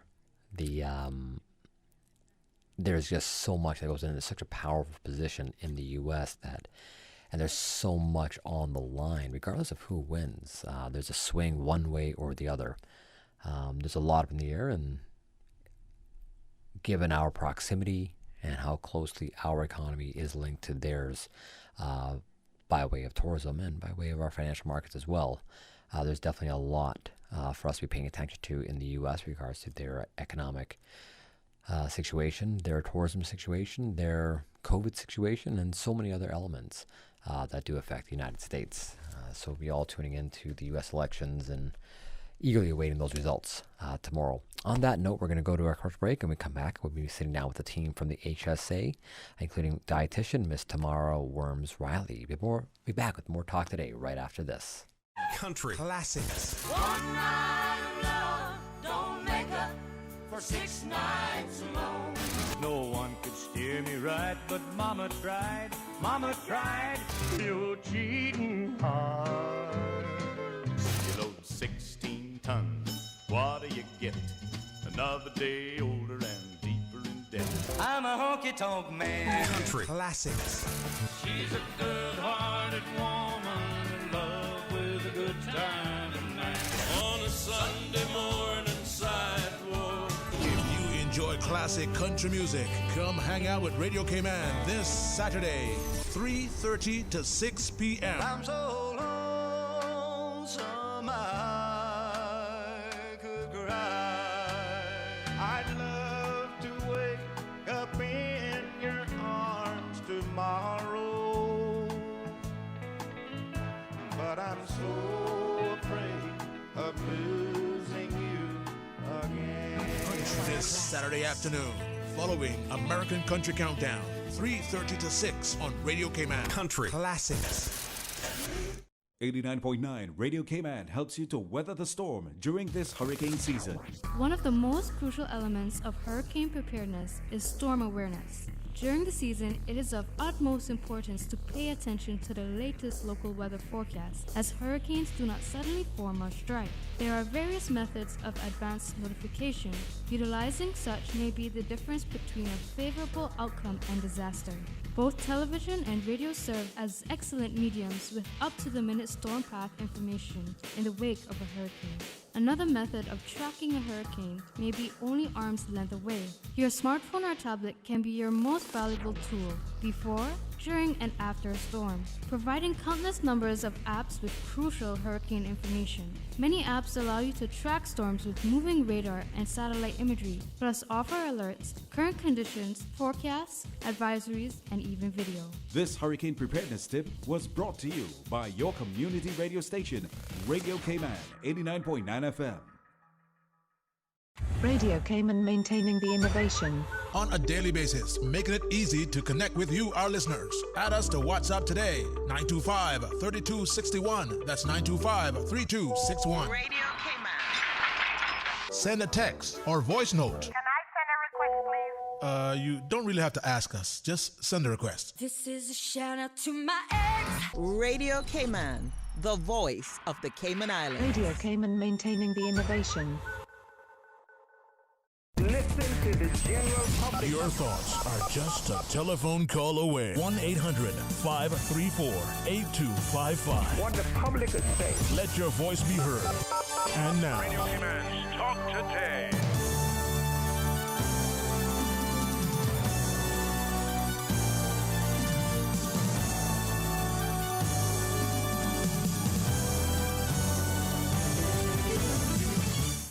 And welcome back to Talk Today. In case you're just tuning in, I'm Raymond Singh, filling in for Mr. Sterling Dwayne Ebanks.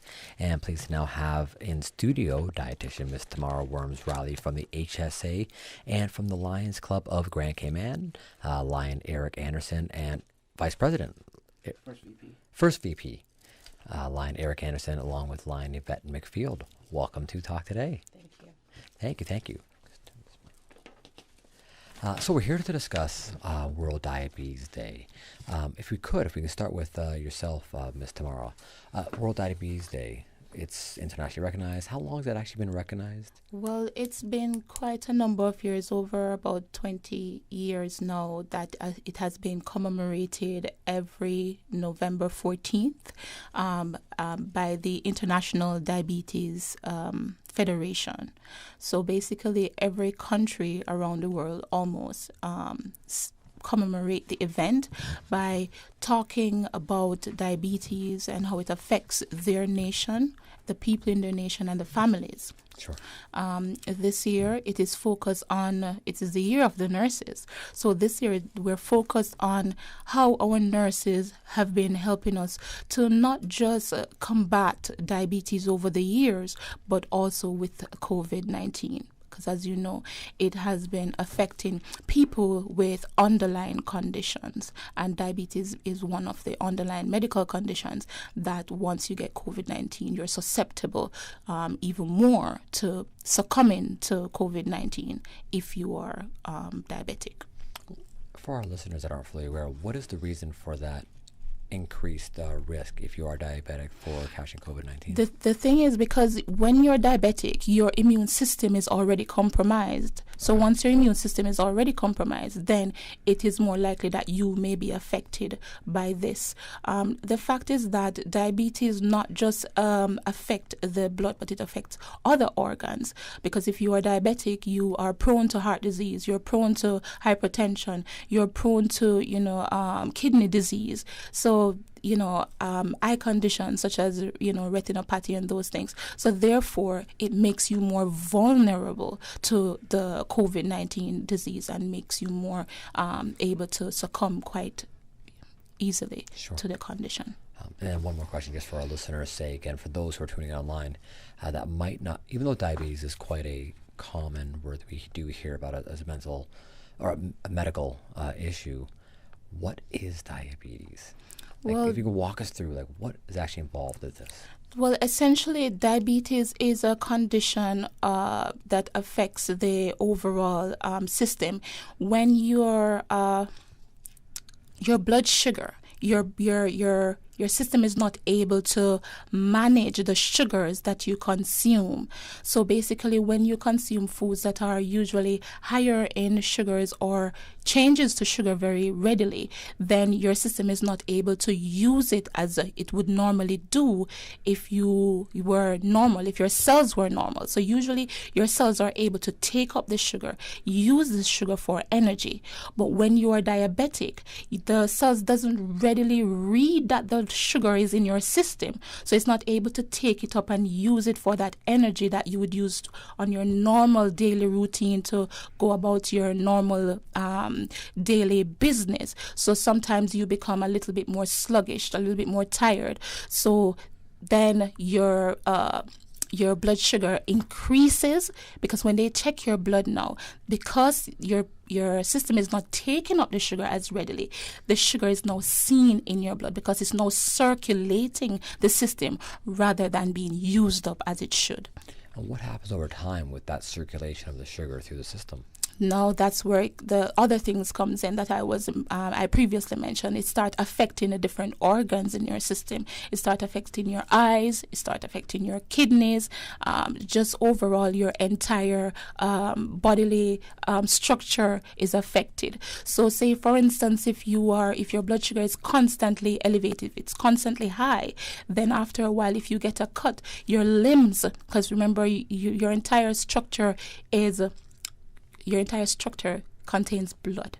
So because of that, your limbs are now more susceptible. If it is that your neurological system, I'm trying to explain it in layman terms. If it is that your sensors are not working as well as it should, then perhaps when you get a injury, a cut per se, then you are not able to identify it as easily because the feeling in the limbs and other areas, extremities, are now more vulnerable to wounds, and so you're not able to feel essentially. So if you get a cut, then those things become damaged as well, and over time that's how some people get amputated. From simple cuts, just because the sugar is flowing through the system. Exactly. So different areas of your body becomes affected. Wow. So I'm trying to explain it as simple as possible for our listeners. You've done a great job. It's clear. And then we'll get back to treatments, etc. in a little bit, because we want to talk a bit about the event coming up. Sure. So Lion Event, if you can walk us through what we have coming up. Well, our event is going to be on November 14th in celebration of World Diabetes Day. It's going to be starting at 10 a.m. until 2 p.m. The event's going to be at the Alliance Community Center. It's open to anyone and everyone. It is geared at education and prevention. And we're opening up to have everyone come out and be aware of what is out there in the community relating to diabetes. Okay. So we have various different. We're going to have speakers. Miss Tamara here is going to be our nutritionist, dietitian, and she's going to speak on proper eating, living healthy. We have Dr. Diana Hislop-Chestnut from Palm Medical, who is going to be talking on the various aspects of diabetes. We're going to have Cayman Islands Diabetes Association, who's going to be doing our A1C testing, and those testings last for 3 months. Yes, it does. Every 3 months you should actually try to do your HbA1c. What is that test called again, just for listeners? It's actually basically what it is. It actually tells you what the average blood sugar reading for over 3 months. So basically, what it shows is if you were to actually do your blood sugar screen every month, what your blood sugar would look like each month. So what it does, it gives you an average of what those individual blood sugar readings would have been. So essentially, it's a good marker to say whether or not you have good blood glucose control over time. Now, is the recommendation for testing every 3 months if you are more at risk, or for anyone in general? Well, anyone in general, because if you are at risk, then it would be good to do the test to see if it is that you have had good blood sugar control over time, because really and truly what they're using now, to be honest, as a good screening tool is this blood sugar test, because if you do this test, it could essentially show you universally the cutoff point is 7. So it's almost as if you were to do a test, and 100% is a high grade. So in this blood sugar test, 7% is the cutoff. So anything over that would show that you're not having good glycemic control or good blood sugar control over time. So when you do that test, if it is that you get a high reading, then it would be a good opportunity for you now to go and do a full blood sugar panel to see whether or not you are diabetic. Okay. And First Vice President Eric, as far as the Lions Club's involvement with regards to World Diabetes Day, why is this such an important initiative for you to take on? Well, because it's one of our 5 core areas of focus. Okay. Diabetes is one at the very top right now. We also have hunger, vision. We also have hunger, vision, environment, and childhood cancer. And we take a lot of emphasis on all 5, but right now, this time, we're focusing mostly on the diabetes for this fair. But we're also going to be having a booth there to support our other initiatives that we do here, which will be the cancer, which will be PACE, which is prostate and colon cancer. Although they deal with childhood, our club has taken through PACE does prostate and colon, and then we also do vision, which we've been doing site screening in schools and that for years. So they will also have booths, but the Lions International do put a lot of focus on health-related issues. Right now, this fair is mainly dedicated to diabetes, but we're hoping that in the years it develops and continues to encompass more health initiatives, and we can continue to expand. Sure. That's great. And then, so the other the other 5 focus areas that you do focus on will also be sharing this fair this year. 2 of them will. 2 of them. And what those 2 again are the PACE and the... They'll be the PACE and vision. And vision, again. And vision being one of your long-standing... They will be there mainly as additions to the main focus, the diabetes. Okay. And then, again, back to yourself, Lionabette. Mm-hmm. At this year's fair, we're going to have several speakers, along with dietitian Ms. Tamara Warrens-Riley here in the studio. We have Dr. Hislop, who is just going to be speaking on all of the different factors related to diabetes, causes, treatments. Yes. And then as far as the... If I get it correct, is the H1... What's the name of the test again? HbA1c. HB hemoglobin. It's HbA1c. Yes, hemoglobin A1c or glycated hemoglobin, but it's directly linked to blood sugar. So it's kind of difficult to explain to the layman, but it's, hemoglobin A1C. It's directly linked to your blood sugar or what we would call glycemic index or glycemic control over time. Sure. So it's a moment in time as to what your blood sugar would have been if we were to look back. Okay. Yes, something Fair, like okay. that. Something like that. I'm following. I am following. I'm completely caught up with you. In regard to the screenings that are being done, how are you encouraging this to be a family-friendly scenario where kids are coming out to getting screened as well? Are kids as at risk as adults are? How does that all play into this, one, in general, and two, into the fair on the 14th? Who wants to go ahead? Well, the fair is it is going to be a family-friendly event. We're hoping to have it accessible by we're doing exercise demonstrations. We're having dances, and so you have to come out and see what we have in store for you.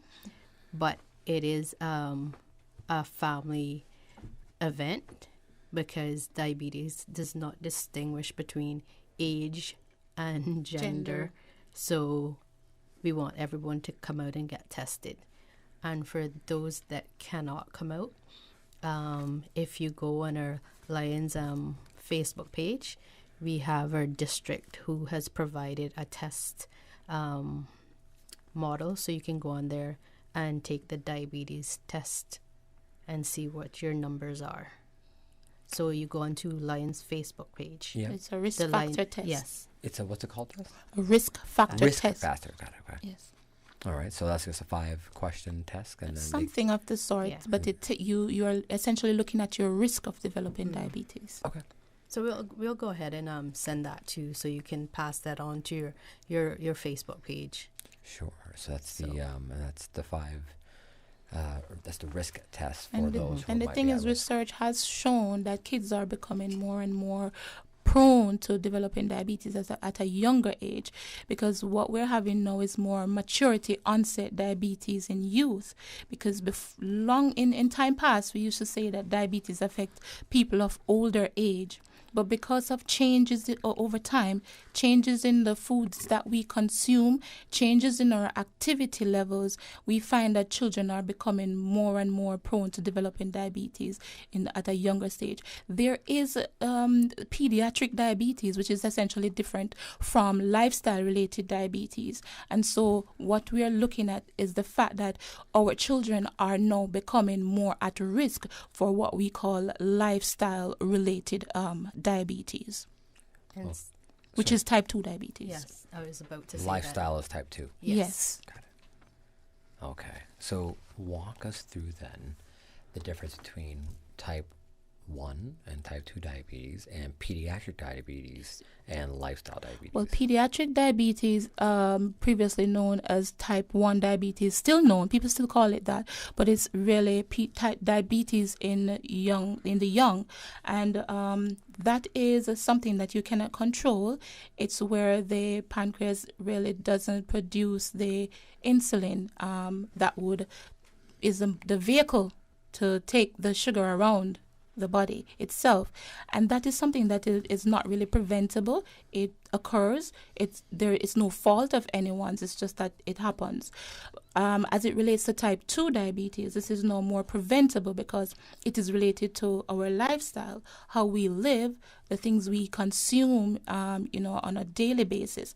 This is what impacts our system and tells it what to do, essentially. And when it is now giving some sort of negative impact, telling it something negative. So basically, when we consume a lot of high-fat foods, when we consume a lot of high-sugar foods, our system is not used to that because most of these are not whole foods. They're foods that have been taken, reproduced, and overproduced. So our system is not really used to these types of foods. So when we consume these types of foods, it really has a different impact on the system. And so essentially, we develop what we call lifestyle-related diabetes. So I don't want people to take away the message and say, hey, people can develop diabetes. My family have diabetes. Every single person in my household have diabetes. So I think I'm definitely going to have diabetes. No, you can change that pathway. It's not necessarily that you will develop this blood sugar problem if you take the necessary precautions from early. Sure. On that note, let's take our 2 p.m. headline news. When we come back, we'll be talking more about the upcoming World Diabetes Day and the health fair screenings by the Lions Center, or by the Lions Club at the Lions Center. Back to more talk today, right after this. Today's biggest news. Radio Cayman. It's only 2 species that we have here on Cayman. Generations present. Your voice, your choice. It is in the best interest of the people of these islands. Local, regional, international. This is Headlines from Radio Cayman's newsroom. Today's biggest news. The National Hurricane Center in Miami, Florida, is issuing advisories on Hurricane Ada as it continues to head towards northeast Nicaragua. Over the Cayman area, expect an increase of showers, winds, and rough seas from later today. A small craft warning and flood warning is currently in effect. Strong gusty conditions are also expected.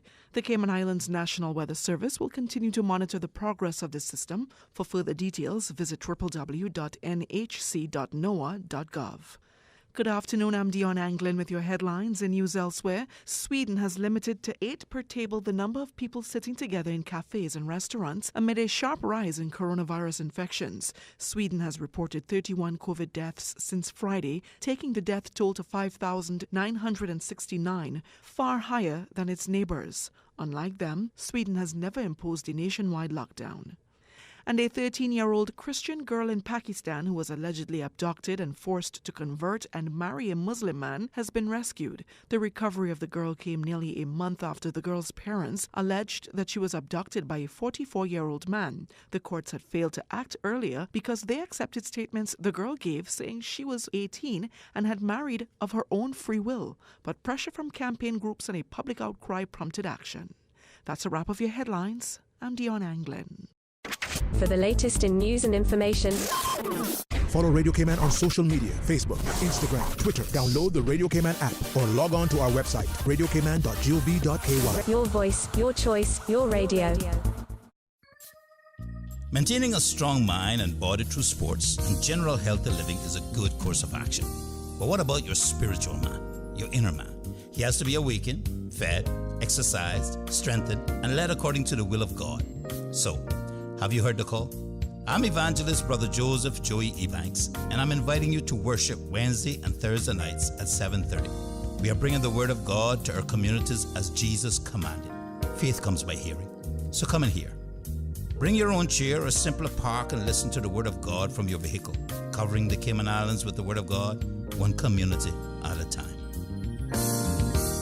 Listen to the general public. Your thoughts are just a telephone call away. 1-800-534-8255. What the public is saying. Let your voice be heard.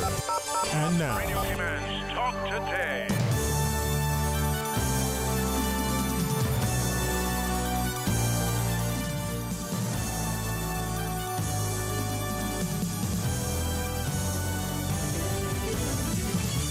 And welcome back to Talk Today. In case you're just tuning in, I'm Raymond Singh, filling in for Mr. Sterling Dwayne Ebanks.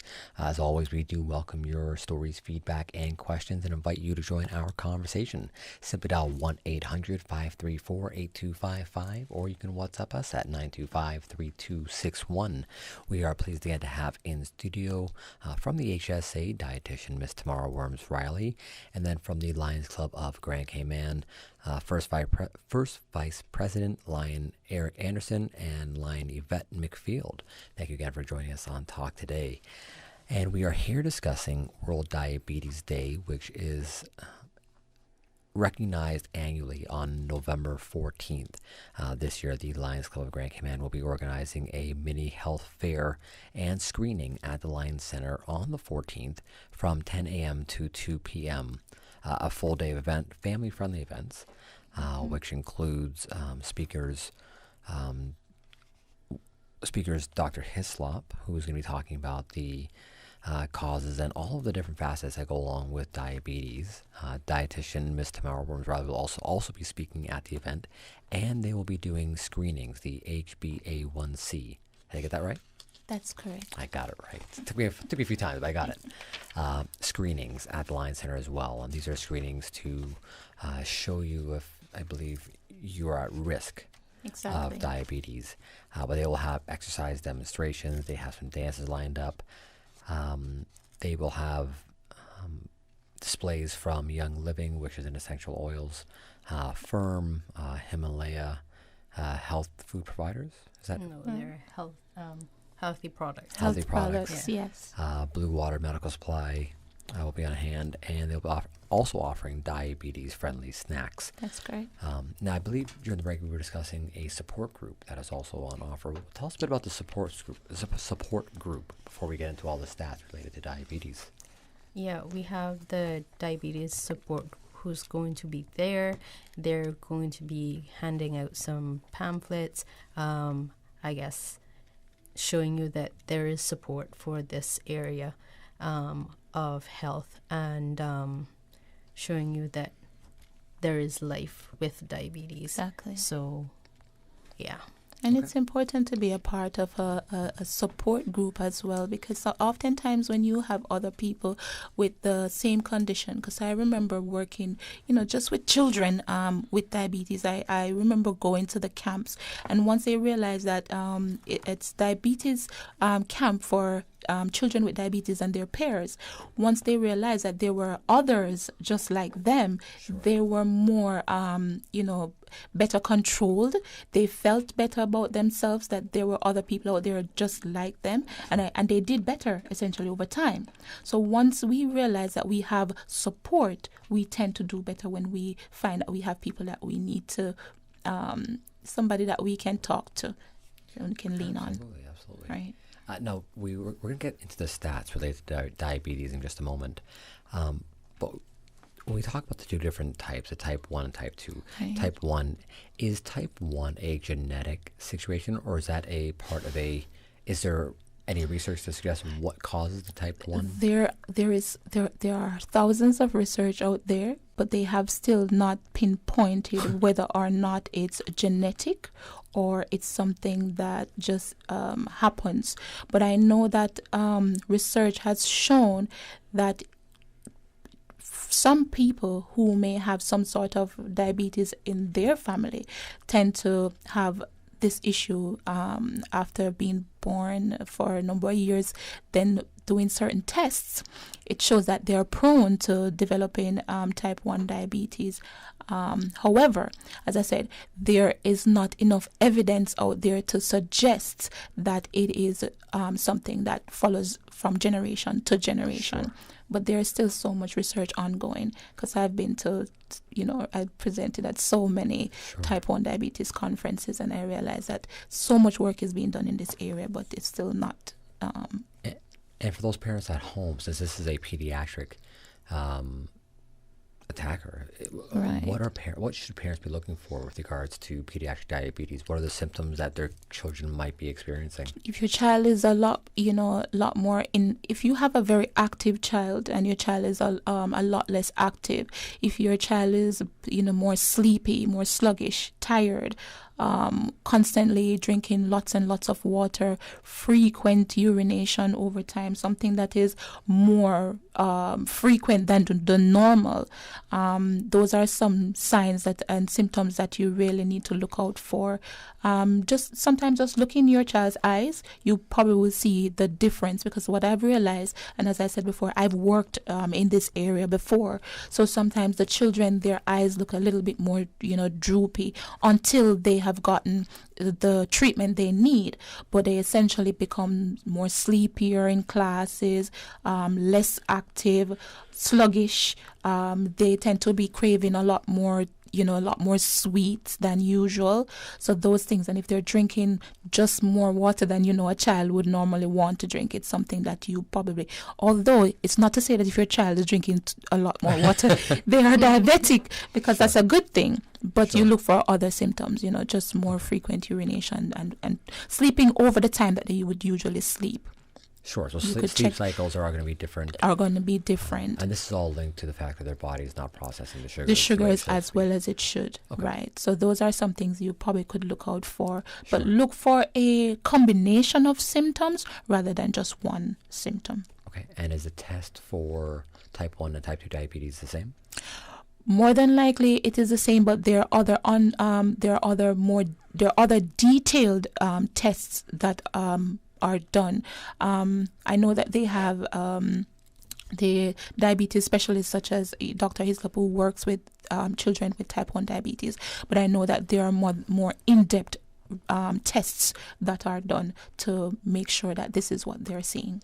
Okay, so that's the type 1 diabetes, and although lots of research has been done on the topic, nothing has been isolated as far as whether this is a genetic or prenatal or what is actually the driving force behind it. I think researchers have tried to not pinpoint one causative factor, because apparently there seem to be a number of causative factors, a combination of these different factors that lead to this happening. Because essentially, as I said before, is that the pancreas just does not produce the insulin. Why does it stop? Or if it was, why did it stop? If it was producing little, why did it just...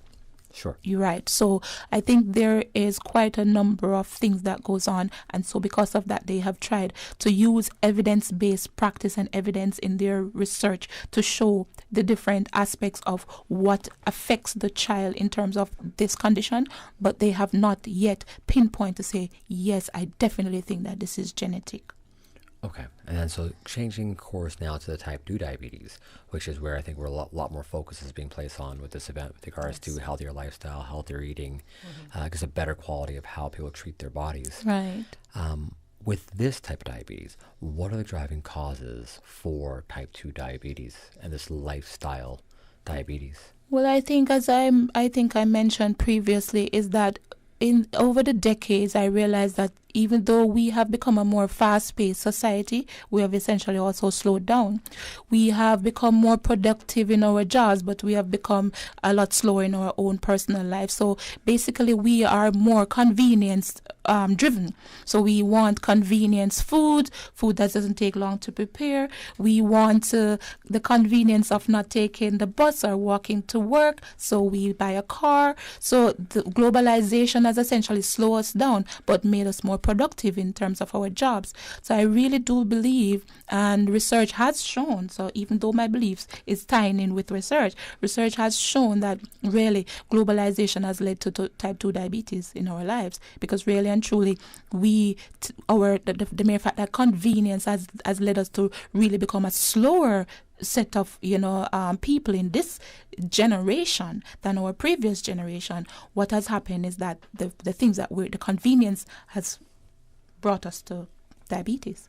So the foods we eat, the mere fact that we don't exercise, the mere fact that we don't really take the time out to prepare our foods ourselves. We get it pre-prepared, pre-packaged, frozen. It's all done for us already. And the fact is that our real foods that people have taken our real foods from us and have kind of just really broken it down, perhaps to absolute nothing, and then gave it back to us at convenience, so that we can purchase it and we don't have to sit down or stand up and prepare it ourselves. And so because our body is not used to this level of convenience, it's used to more whole foods, because really and truly we were designed for whole foods. We were designed to eat things like avocado. We were designed to eat things like cassava, breadfruit, green banana. So when even our diabetics come to the clinic, what can I eat? Sometimes I marvel in my mind, because I'm like, the breadfruit that we have on our tree, the cassava, it's not that those are the things that gave you diabetes in the first place, It's really and truly our overall lifestyle that gave us diabetes. But if we were to go back to those things and now start to portion it the right way, then our body would use it how it's supposed to be used. But the fact is that we don't portion it the right way. And the second thing is that we don't really even use them anyway. We get cassava chips, we get breadfruit this, and we get something else, banana chips. But then the green bananas are okay if you're diabetic. It's just that we don't want you to eat the whole hand. we would want to eat maybe 2 fingers.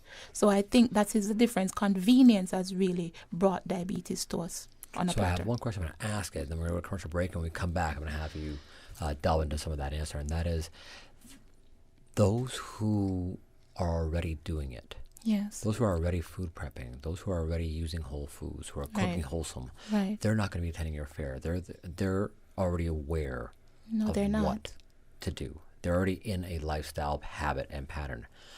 What are you doing, or what can be done to break into the lifestyle and the mindsets of those who are not doing this, other than saying, hey, come on out to a health fair? Like, what else is being done? Because that's the way you have to break through that noise. Like, they're in a habit pattern that's already causing problems in their lives. How do we break that cycle of habits on their side? But before we break, we want you to come. Even if you're preparing, pre-prep already, we still want you to come. We want you from the fair. We still know, how else do we break through that noise, right? Okay. Back with more talk today, right after this. Poppy Show! 2 competitions for the price of 1 at the Hartwell Theatre November 7th. Enjoy the dazzling District Heritage Ambassador Costume Spectacular and the National Song Competition. Tickets at eventpro.ky are $20 premium seating, $10 general admission, and $5 under 12s. Show them who is the Poppy Show on 7th November at the Hartwell Theatre. Gates open at 6:30 p.m. For more details on how to enter, please email events@piratesweekfestival.com. Sponsored by Cayman Distributors Group and Radio Cayman.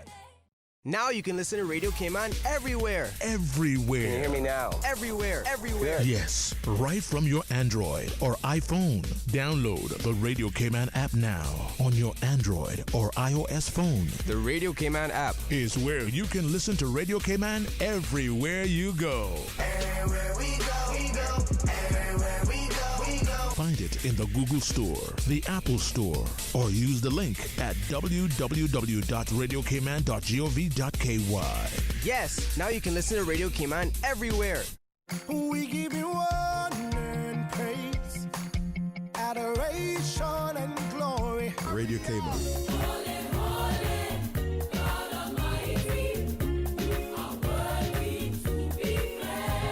Praise time. Praise him, praise him. Come and let's praise the Lord. Come and let's praise the Lord. Praise him in the morning and in the evening. Oh, let's praise the Lord. Praise time in the morning. Praise him, praise him. Weekdays 6 to 6:30 a.m. Radio Cayman, waking you up. Rock my soul in the blues of my favorite. Rock my soul in the blues of my favorite. Praise time. I know he cares. He'll always be there. Oh, yeah. Praise him, praise him, praise him. Praise time. Set your clock for 6 a.m. or you will miss it. Listen to the general public. Your thoughts are just a telephone call away. 1-800-534-8255. What the public is saying. Let your voice be heard. And now, Radio Cayman's Talk Today.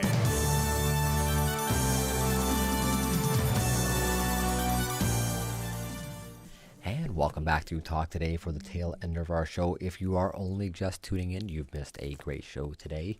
But don't worry, you can always catch it again on YouTube right after the show today.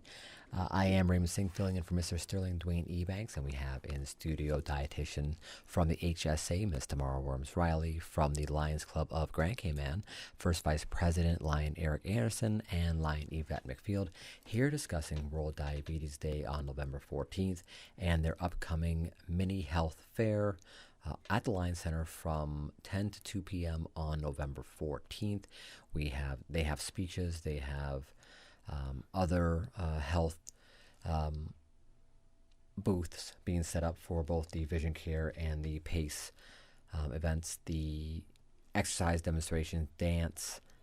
They have providers for essential oils from Young Living, Himalaya health products, Blue Water, medical supplies, along with diabetes-friendly snacks and support groups, which will be on hand to discuss some of the support group offerings available in Cayman. Now, before the break, I asked a question in regards to how we can really break the mindsets or change the cycle of how these families or individuals are developing diabetes and that lifestyle habits. Now, I asked Ms. Tamara that question before the break. First President Eric, if you don't mind, if you could tackle that question for us. We try to do it through education, the schools and everything. But unfortunately, at this time in this world, we live in the Caribbean.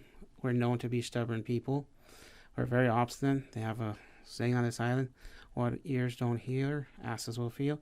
And it's until somebody in the family gets it, then they don't wake up. When they see that parent, that grandparent, that brother or that sister suffering and having to go through the drastic lifestyle change and all the things going along, losing a foot, losing eyesight, losing teeth, it's only at that point in time that the rest of the family members will wake up. It's sad, but we're hoping that things like this fair and going out with your family, going out with your loved ones will prevent us from having that harsh blow so that we won't. That's the idea behind it, because you would like to do it a little bit more friendly than that. Unless it's right, you don't want to be that harsh about it. It's a very difficult way to approach a topic, but unfortunate reality of it, as you mentioned, is sometimes it takes that very difficult situation to put that first foot in the door to making the change. So when you look at it, year after year, the World Public Health agencies have been saying that this is like, if you look at the figures, which the first VP will probably get to, when you look at the figures, they say to you, by this time 2030, by this time 2050, these will be the numbers. You read these numbers each year. You read the numbers and you tell people, but the thing is, when you look at this, compare this to COVID-19. They have made predictions. They said these will be the numbers, but people were like, oh, no. But as he said before, until it's inside your house, until it's at your doorsteps, that's when you say, oh, yes, COVID-19 is real. Mm-hmm. Diabetes is also real. So the fact is that until it is you and maybe your child or a very close loved one, until it's that time, that's when most people will wake up. Of course, there's a lot of people out there who are doing the right things. Of course, there's a lot of people who will come to our health fair. There's a lot of people who will listen. But as you said, sometimes it's not the ones who are doing the real negative things to themselves who are actually sometimes coming out. But those are the ones that we want to see. We do want to see people who know already, but we really don't want to preach to the converted. We are here to preach to people the ones who tend to take convenience as luxury. Who take convenience as luxury. What a line. Mm-hmm. Lion, if anything else you want to add on to that? No, I think they said it all. We just want you all to come out and get educated. Sure. Know that you're all welcome. If you feel that you want to wear your mask, you can do so, but we don't feel that it is necessary because in the Lions Club Community Center, it's very large, it's open air, there's good parking, so come on down and enjoy yourselves. Bring your friends, bring your family and get educated, be aware of what's going on. And there's opportunity for social distancing. Yes. So, yes. We're also going to have the Lions Club of Tropical Gardens who will be there on their booth, and they're going to be giving away glucose meters. So you can come down and, like I said, get educated. November 14th, 10 a.m. until 2 p.m. All are welcome. All right, and we have a few minutes left in the segment. First VP, Lion Eric, you had mentioned you have some of the stats globally that are available. Can you walk us through some of that for our listeners? Well, right now, as of 2019 stats, there's 463 million people worldwide that are living with diabetes. This number will grow in 2030 to around 578 million, which is quite shocking. And they're saying 1 in 2 adults with diabetes is undiagnosed at this time. Still. Which, still. Oh, still. So what was the number of how many have diabetes right now? We're looking, this was for 2019, it was 463 million worldwide. That's kids and adults. Kids that's and adults. So roughly that's, if we were to take half of that and take half of that again, that's 600 million that are roughly with diabetes right now globally. Mm-hmm. It's a shocking, it's kind of high number. And the mere fact that 1 in how much is still undiagnosed? Well, it says 1 in 2 adults. 1. So basically, Miss Yvette is right here, and I'm here. One of us could be diabetic. Now, so for those listeners, going undiagnosed with diabetes, what does that mean as far as your symptoms? Like, what are you experiencing right now if you are having diabetes and you have not been diagnosed yet? Well, some of the symptoms that we should look for, as I think I've mentioned before, just look for, overall frequent urination, drinking excessive amount of water, excessive thirst, more sluggish, more tired, more sleepy, just really less productive over time, oversleeping in bed. Essentially, I know we all have to drag ourselves out of bed, but it's a little bit more than that. Craving, just being more craving for more sweet foods, because even though the sugar is high, you still feel as if there is not enough. So you want more. Because your body's not processing it. Your body is not processing it. So it's the reading it's getting. Because the fact is that, even though you look at our system as just, okay, human being, blood and bone and whatever, it's almost like a computer processor. So it processes things. Yes. Right. So the mere fact that it's processing things, it's telling you that something is not right. I need more of this. And that's how you start to feel the limbs somehow, for some people in the extremities, like your fingertips and your toes or your heels, you start to feel tingly sometimes, overly tingly, numbness. For some people, they have what they call acanthosis nigricans, where the back of the neck is really, really dark for no apparent reason, almost as if you haven't showered in a very, very long time. So it's very dark, and even in very clear complexion persons, it's really visible. So those are only on the back of the neck. Mostly the back of the neck. And what causes that? I think it's just a darkening over pigmentation for some reason, because of sugar. So over pigmentation of the skin in the back of the neck, that really affects persons who are diabetic. So those are some things you need to look for. Blurred vision, because I find too that you have people who will get very blurred vision for some reason. If your blood sugar is too high or if it's too low, they'll be looking at you and they're squinting because something just went wrong. They're wondering, why is everything so blurry all of a sudden? So those are some things that they should look out for. Okay. It's quite a diverse range of scenarios. And if you are listening right now, or if you know of a family member who shows any of those rough symptoms, again, the health fair for the World Diabetes Day put on by the Lions Club of Grand Cayman is November 14th, 10 a.m. to 2 p.m. This is at the Lions Center. There's going to be speakers from both Miss Tamara Worms-Riley, who's here in studio. She's the dietitian with the HSA, Dr. Hislop, and they will be doing free HbA1c screenings. There will also be booths for the Vision Care and the PACE, which are two of the other major projects put on by the Lions Club. Exercise demonstrations. And any hint on who's going to be doing those exercise demonstrations? You have to come out and see. You have to come out and see. I love it. And dance as well. Dance groups coming out. So dress comfortably. So dress comfortably. So this is actually for people, they can participate in the dance. No. Not the dance, but the Not exercise. the dance, but in the exercise they can. Okay. They will have. They can. Sure. If you want to dance, you can dance. No one's going to stop you. No. All right. Just social distance and dance. Exactly. They will have a booth by Young Living, which is an essential oils company. Himalaya Wellness, healthcare product providers will be there as well, along with Blue Water Medical Supply. And they will have diabetes-friendly snacks as well.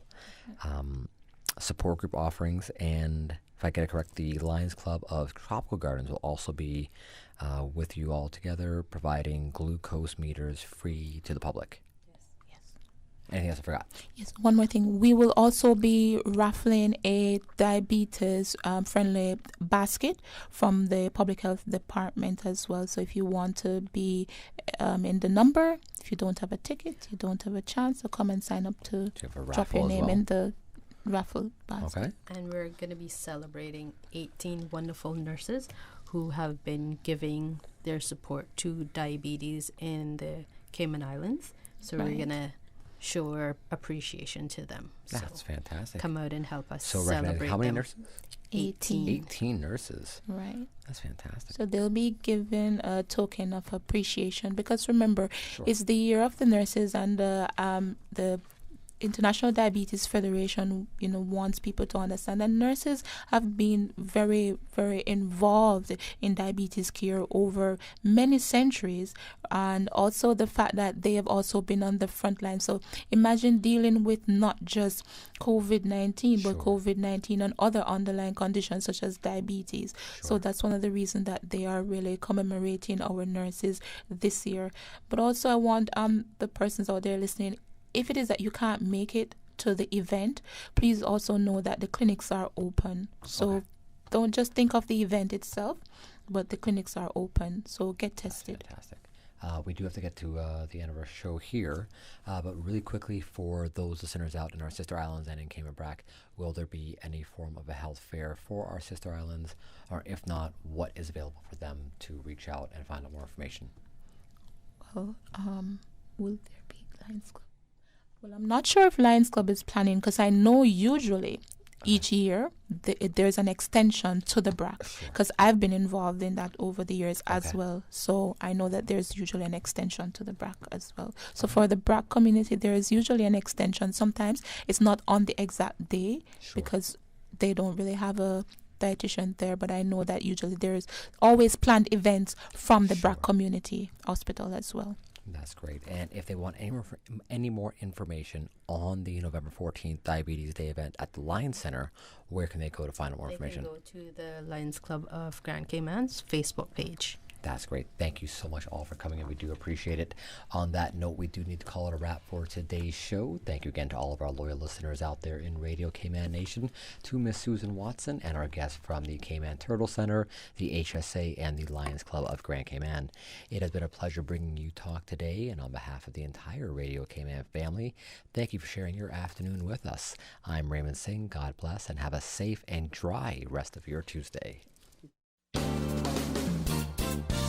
Talk Today is brought to you by Fidelity Bank. For all your banking needs, visit fidelitygroup.com. Fidelity, we're good for you.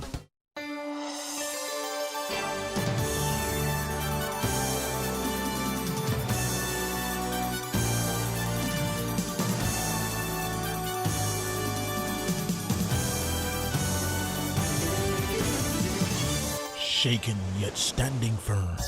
This is Radio